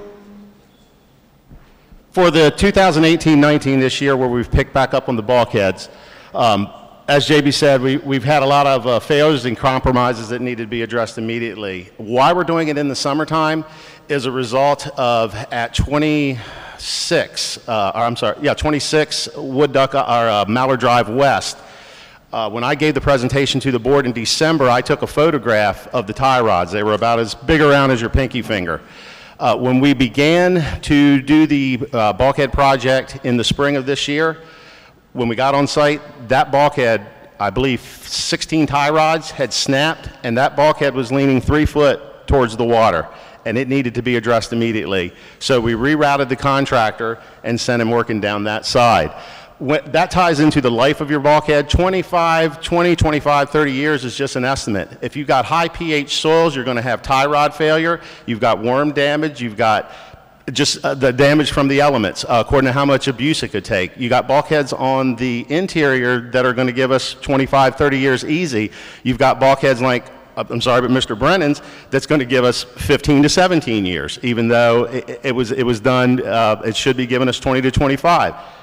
Worm damage, site conditions, and tie rods. So we've already begun, which you all know, we've begun the project in the summertime.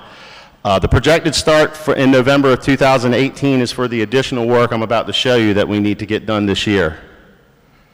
This is a list of all the properties currently right now that we're looking at for this fall. We're going from 10 Mallard Drive West all the way down to 22. 24 has already been done.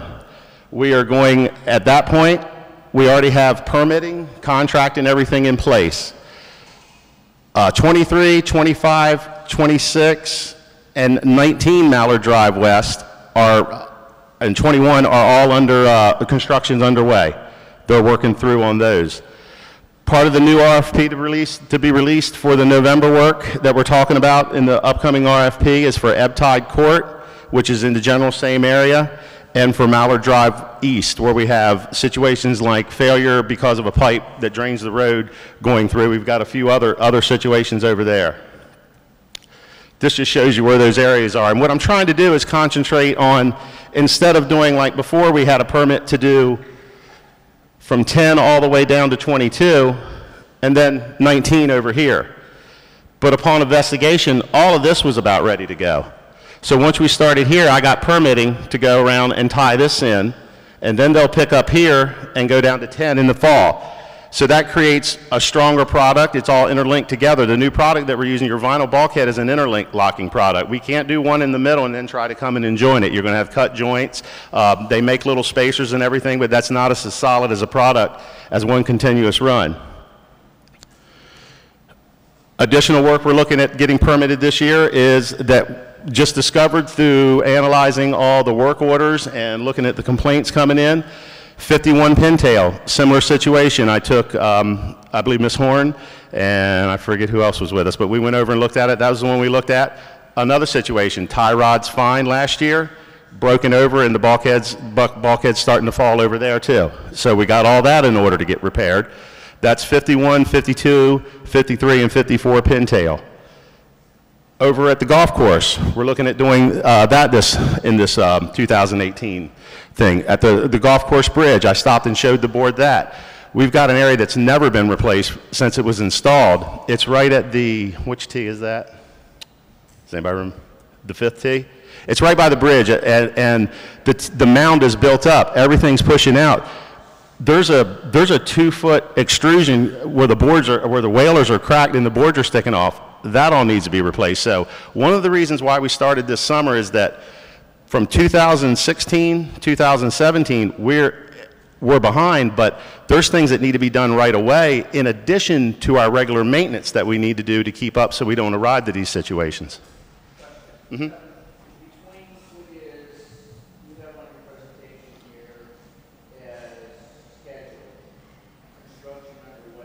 Mm-hmm.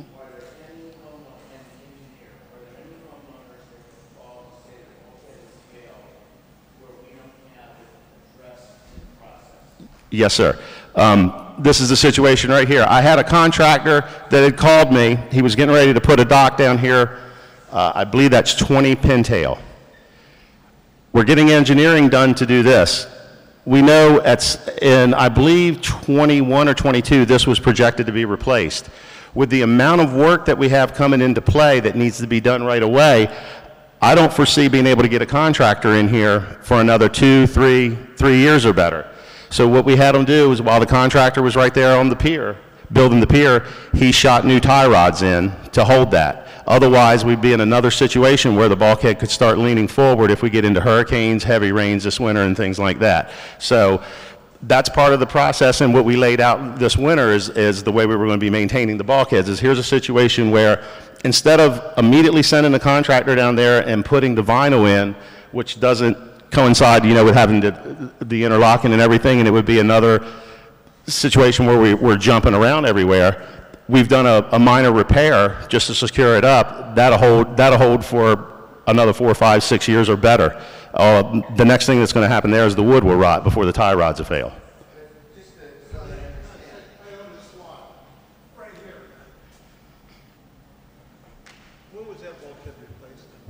I don't know right off the top of my head. I can find out for you. Okay. Because they asked me, because I had the only vacant lot there, they asked me if I could use, if they could pile everything on it. Mm-hmm. I said, fine. Just put the way, Yeah. back the way you had it. And I'll have to look at that one because we were just talking about the life of the bulkhead.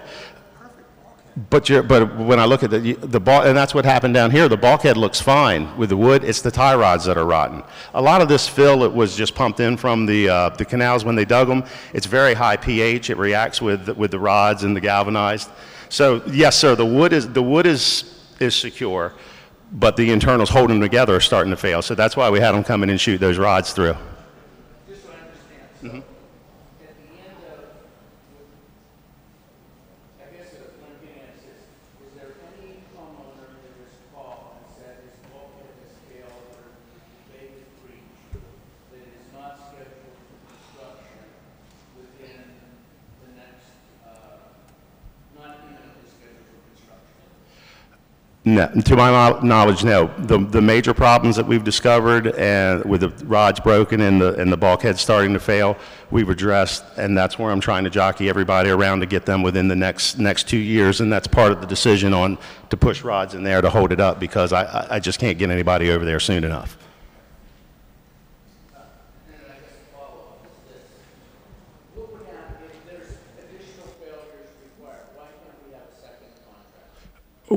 That's part of was the presentation. When we put this bid out, we're looking for more than one contractor. This is where the golf course bridge is. The bridge is located, I believe, approximately right here. We've got some major failures getting ready to occur there. That's on the definite need to be replaced. Part of the other program was to look at what we had and repairing versus a full replacement. We've got large areas that are completely concrete bulkheads. They're 3 foot wide, giant concrete pillars that the problems that we're having, well, I'll go ahead and go through it. The properties I'm going to show you have concrete bulkheads, and you cannot remove those concrete bulkheads. The expense would be, even if the Army Corps would let us do it, the expense would outweigh that. The concrete was inspected by Vista Engineering. Problems that we discovered were from the rusted away tie rods and then from the weep holes. These bulkheads were put in the late 60s, I believe, and the fabric and stuff behind the weep holes has deteriorated down to where the dirt can leave, and we're creating a lot of sinkholes through there, and the tie rods have rusted through. So we work with the engineers to design, and we have been doing this in the past, but nothing was really engineered on paper. We had just been kind of patching holes that way by driving sheathing down behind the wall to cover up the breaches. So what I had done now is we actually have a plan that I can present a contractor with and say, this is what we're looking for to solve these problems. And we've also got a fallback if it fails, that it wasn't just us coming up with it off the top of our heads to take care of that. It should save a significant amount of money over putting in a brand new bulkhead. And we're looking to put this RFP out for the fall of 2018 to complete by January. Those properties are listed here. Majority right now that we're having the problem with are located on Westfield Circle and over on Wood Duck Drive. And I've indicated them here. We had some repairs that Public Works did through here. And over through here, there's more concrete bulkhead than what I'm showing, but these are the areas we're looking at to bid to come in and do a repair behind the concrete and all of Westfield Circle, pretty much.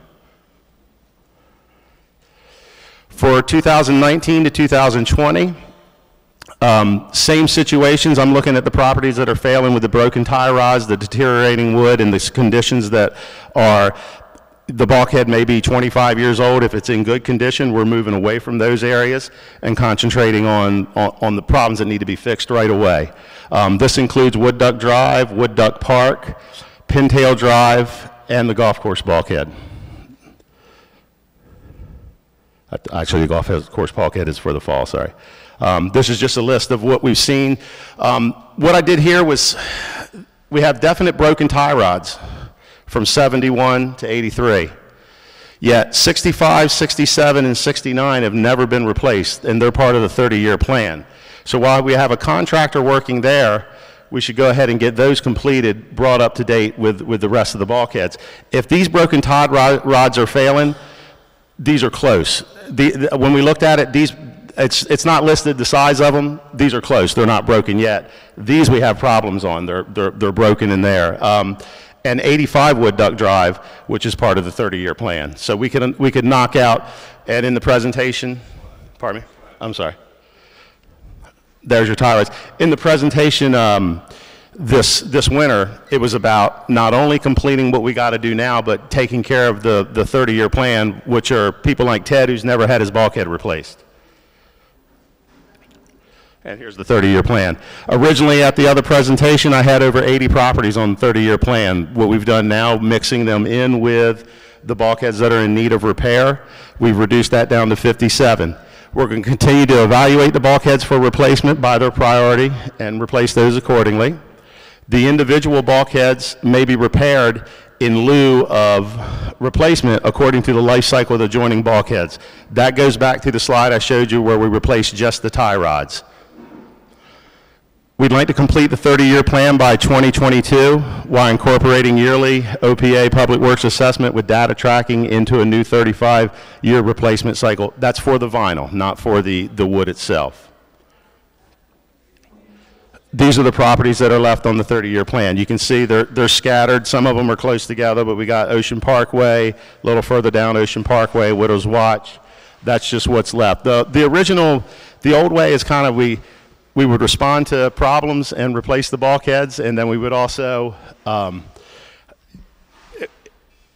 trying to organize it a little bit more. Moving forward, we're going to identify the priority areas, and this is left over from the presentation in the winter. Use the capital reserve data to identify sections by age that can tell us, where to look out for problems. We'll do an annual bulkhead inspection and proactively identify future areas of concern. And I take care of all the work orders now with the bulkheads, so we'll continue to track all of those and just see where we're having our problems. That indicates rot, sinkholes, things like that. Any questions? I assume on the bulkhead reserve, we've got enough money to address this schedule plus any potential accelerated schedule that may come up. Yeah, I've been working with Steve to make sure that my numbers are keeping within budget, estimated on what it's going to cost.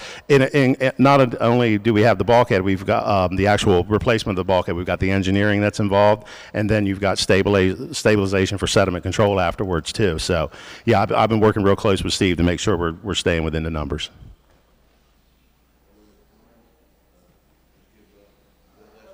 Yep. Yes, sir.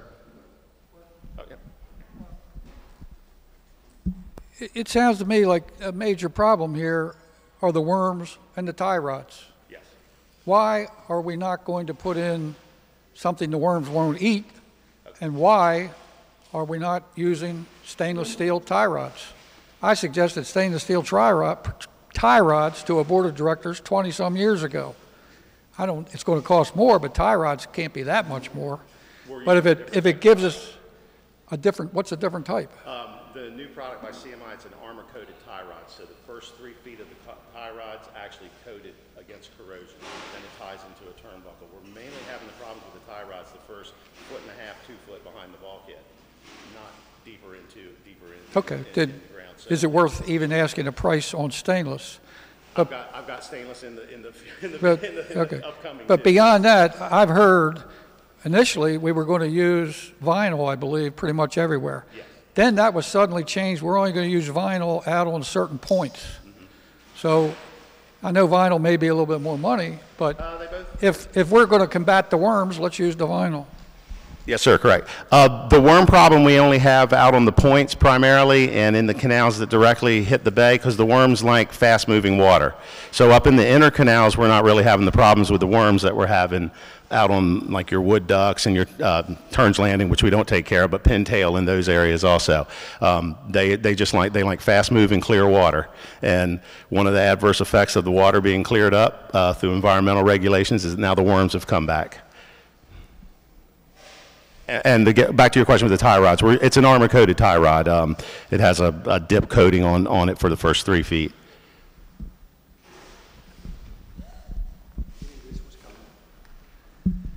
Bob Brennan, 19 Mallard Drive West. I'm one of the houses that is scheduled for bulkhead replacement this year.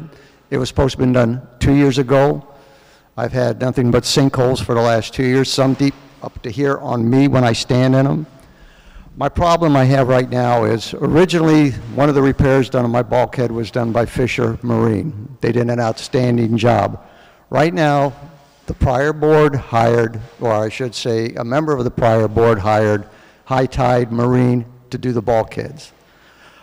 I've been in contact with John Bailey and with Kevin quite a bit ever since they started working down where we are, because there's not a person that is scheduled to have the work done that has any confidence in these people at all. Now, Kevin says they're putting in the bulkheads according to specifications, and that's well and good.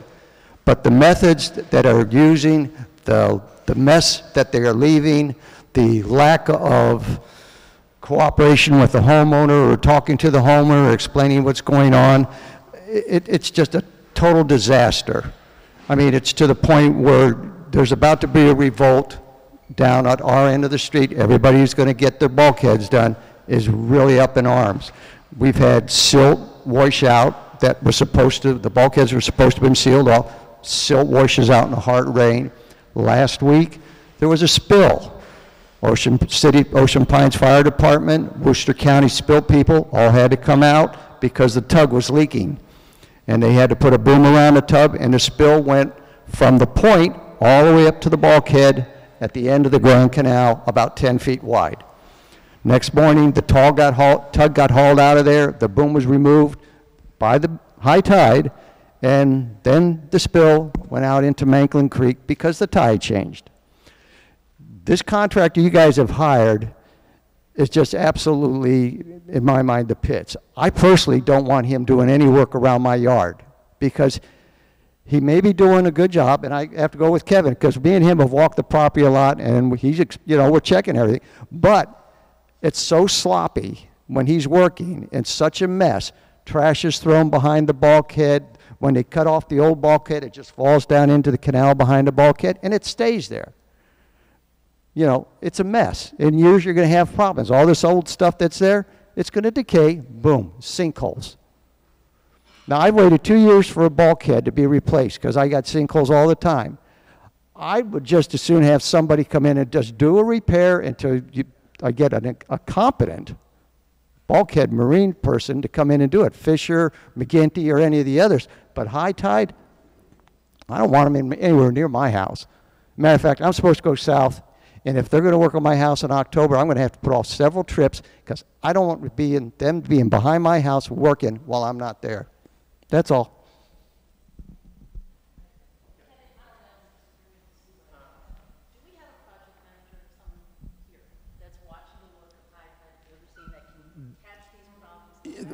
That's what I've been doing with the actual inspection, and I'm addressing the issues that Mr. Brennan has brought up with the trash, the things now that they've been going. Yes, so.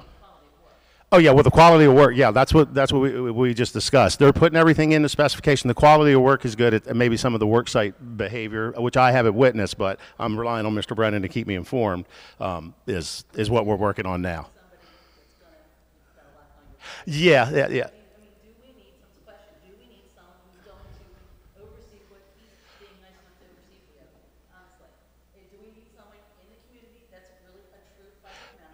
I would say most likely yes, but I really feel that's my role. If I could focus more on the bulkheads instead of a little bit of the other stuff I keep running around chasing, because I've got 30 years experience in bulkheads. So, yeah, and then I also I've done project management. So I would love it's kind of like the bulkheads are, I kind of feel like they're my baby, and I want to make sure that they're done correctly. But I could task my Joshua to do more. So yes, exactly, yeah.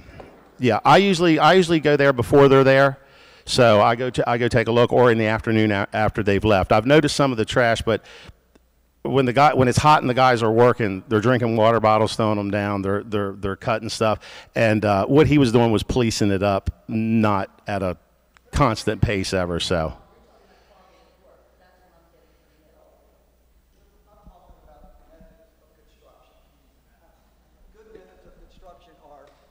Job site clean, you keep it neat, and what I'm seeing,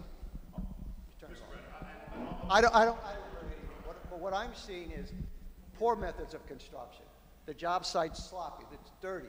They are tearing up, instead of doing work where they keep it nice and neat while they're doing it doesn't work. Oh, they're tearing up whole yards. I mean, I understand they have putting in the deadman. It was going to be platypuses, which I was told at the beginning 2 years ago, which you drive through.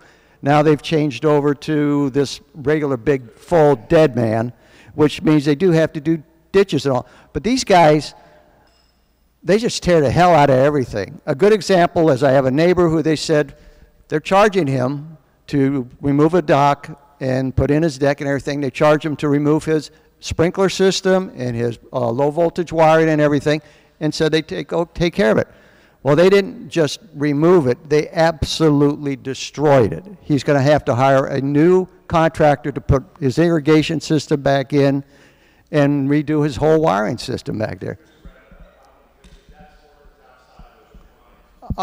I know it's outside of Ocean Pines. I know it's outside Ocean Pines, but it's outside Ocean Pines, it's outside of the contract. But it's the contractor who said he would do this, and he signed a contract with the homeowner, which goes to show that his work, he just doesn't care.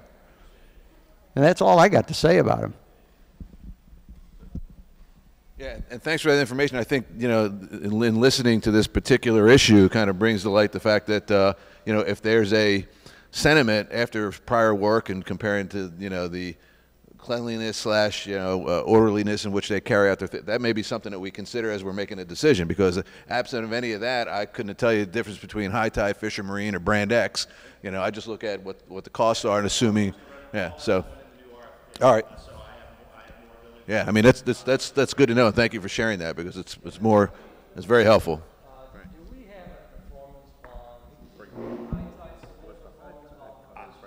The contract, I think you've seen the contract. It was a proposal from High Tide, and it's all on their terms. So it doesn't matter. There's nothing in that. But in our spirit of moving forward, we're going to get all that. So we've got the ammunition. Yeah. I guess just two general points. Number one, what's happened over the past 2 years where I'll just say money has been collected that goes into bulkhead reserve and no bulkheads have been done, I think is absolutely unacceptable. Number two, I guess I addressed this more to as a working session to Kevin and to the finance chief, Mr. Viola. In the future, I sure don't want to see a situation where the budget calls for $1 million, which the assessment is based on, and the actual work is planned at $372,000. What I want to see is a budget and a plan that correspond, because otherwise, I think the homeowners are being, in their point of view, you've heard cheated, okay, or that builds up this mistrust with the board. And the other thing with and I want to specifically address the trust of the board, and especially since 4 of us are new, okay? I clearly understand what you're saying, and I have walked that work site, okay? Look, I myself am willing to put up a motion in front of my other 6 directors to make a referendum not to use that park for a construction staging site. But I want you to clearly understand when I do that it needs a second and certain votes, and you need a certain number of votes from the community to get the balance that you're asking for. But I'm 100% for moving the construction out of that area.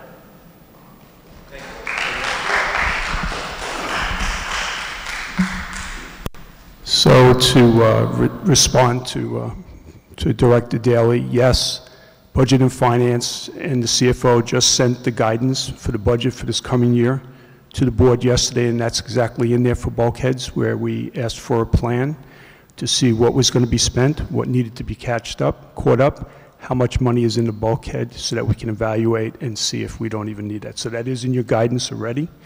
So yes.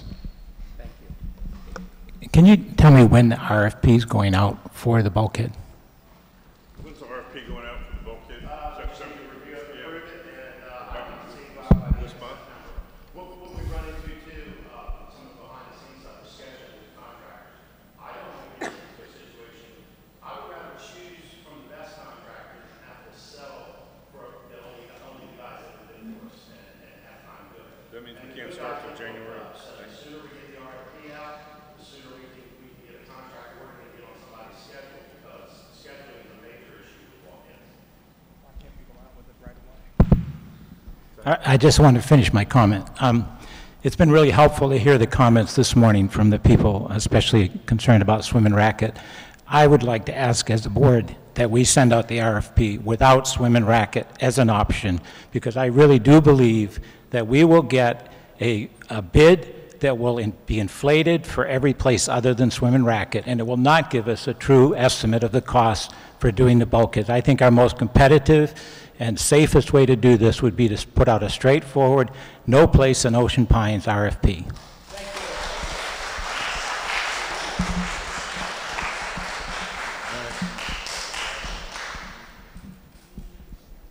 I know you're getting tired so much. You've been up there for 5 years. I do want to just summarize. I want to go back to High Tide, Fisher, it doesn't matter. Fisher took complete disadvantage of us over at there, and nobody checked on them. I mean, there was kerosene, acetylene torches, all that stuff, because they were welding their stuff. They were doing private work out of there. And I understand that on an RFP, there's no private work. Is that true? Then why was High Tide allowed to do that? Huh? On a new RFP. It better not be on there. They came through with those dump trucks when people, I had the pictures, yes. Let me add this in there. There's been some questionable history as far as contracts and RFPs, if they were ever reviewed by council. The contract originally with High Tide from, 2 years ago, was not reviewed by council. That just is crazy to me. And not reviewed by the board. We have a contract addendum contracts go to the council for review, and we add our own addendum to that contract. And I don't want to go down a rabbit hole, but I'm going to give an example. The roofing contract for the country club was a 2-page document. That's it. Okay, might we have a leak? There's probably a reason. And there's a reason why we can't really go after something sometimes too. So again, that's part of our hiccup, if you would, dealing with the bulkhead contracts that we've got in place right now with High Tide. Okay, as we go, that's the importance of getting this RFP out so we can get beyond all that. That's one. The private contractor was one of those. And when Fisher was there, I talked to Dean Fisher's father, who was started Fisher Marine, and he told me at that point that is not a good place for a construction site, staging site, whatever you want to call it. Another thing that I wanted, 3 issues that we need to address in your decision next week, and I know it's going to be a tough one. You keep Ocean Pines a safe place for children and adults. We talked about you can build a fence around it, and you still ruin property values. You take a park away from people. Protecting the environment, we still aren't doing that. You don't have an erosion fence up, that type of thing. And enhancing and protecting the property value and desirability of attractiveness of every resident's property. Now, it looks to me by this bulkhead is not going away. It's going to be forever. So whatever decision you make, it's going to be forever. And that's, I think, really important. The other thing is, we're not going away. We are not going to leave this alone till it's gone from there. We went out this past week. We got over 300 signatures on the same resolution that was passed at the membership meeting of all those people unanimously. So there is support, a lot of support out there. I could probably go and double that number if I had another couple weeks to do it. Now, if you want a copy of this, we'll get you a copy of this petition. If you just want to look at it, that's fine too. But we did that in a week, about a week, maybe a week and a half at most. Okay, so we're dedicated to this because we believe in this. And outside of that, I don't know. We don't want to have to end up going to court on this. Contact an attorney and say, look, what are our rights? We can go that way. We don't want to go that way. We want to work that out right here. And that's why I said in the beginning, this is a we thing. This is not us against you, you against us. We still have to go to the market and meet each other there and say hello. Am I correct? I mean, we still want to be all friends when this is all over. So you guys have to make the right decision. So just keep that in mind. Thank you.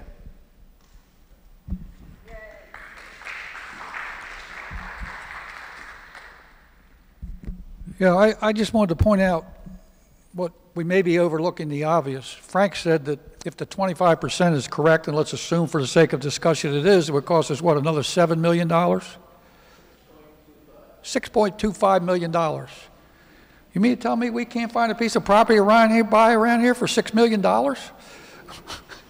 I mean, I suspect if we look real hard, we might find a place for $2 or $3 million, and then we would have it in perpetuity. So that's what we need to look for. That's a great job for you. What are you talking about?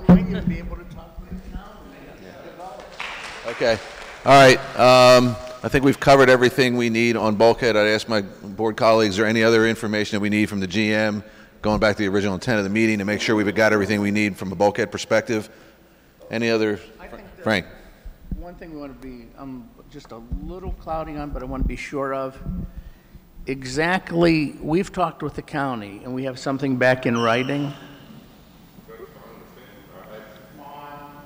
on using the sewage plant as a potential staging area. Was that favorable or unfavorable?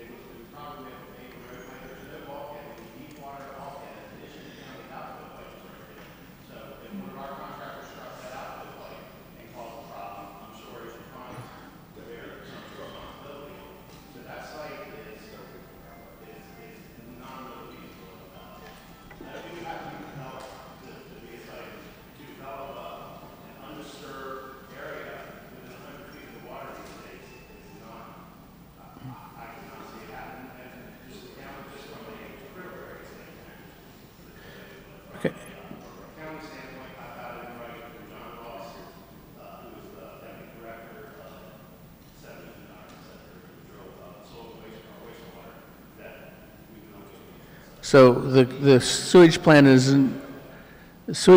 at this point at the level that we've talked about, not at the commissioner level, is off the table. Right.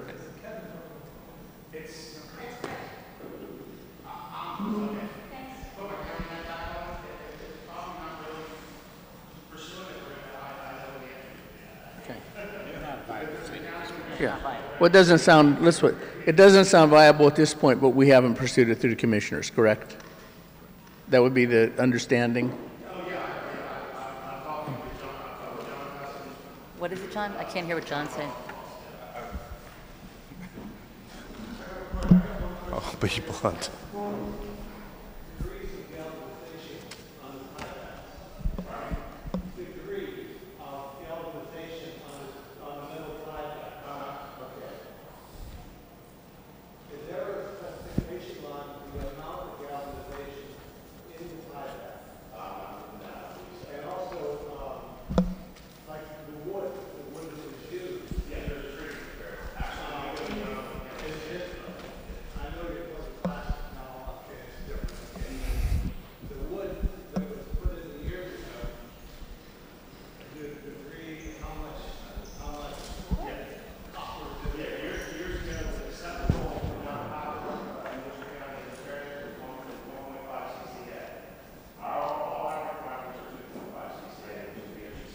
All right. Hey guys, if you want to go back, we'll take that conversation offline. All right. We need to go to get directly. We're up against the wall here with regard to timing, and I think we're going to reach out to Kevin directly. Let me. Okay.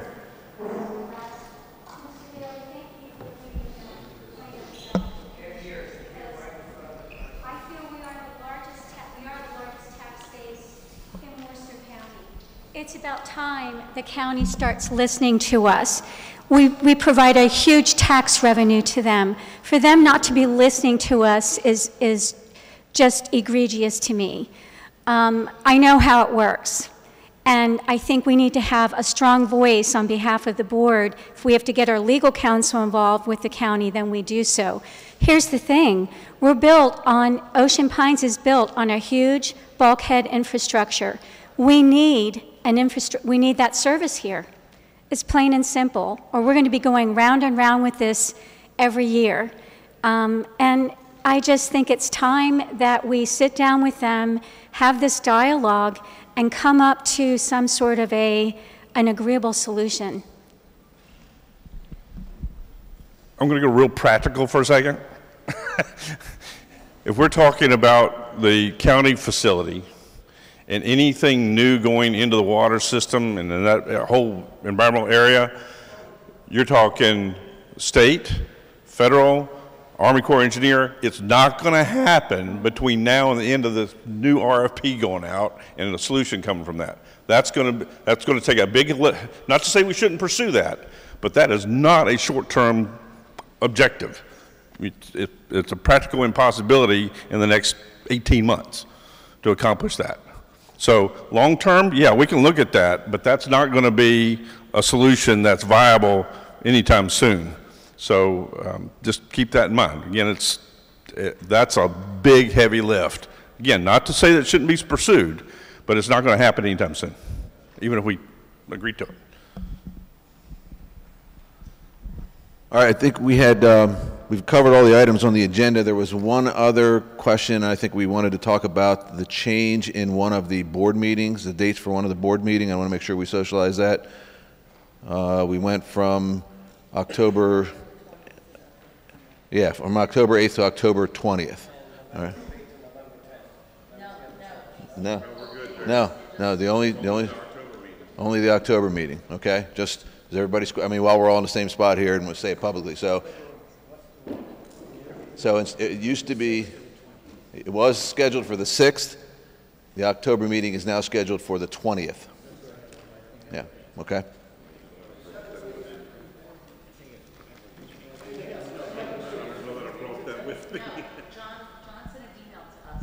I know. Yeah. There are different locations except for one, and that was the October 8th to October 20th. The other meeting dates are still the same dates we agreed upon, just like Right, that's all. Just wanted to get that out, all right? All right. Seeing no other things on the agenda, I'll entertain a motion for adjournment. Second? All meetings are at 9 o'clock. Yeah, all the meetings are at 9 o'clock. Not 7. Thanks, everyone. Come on, so.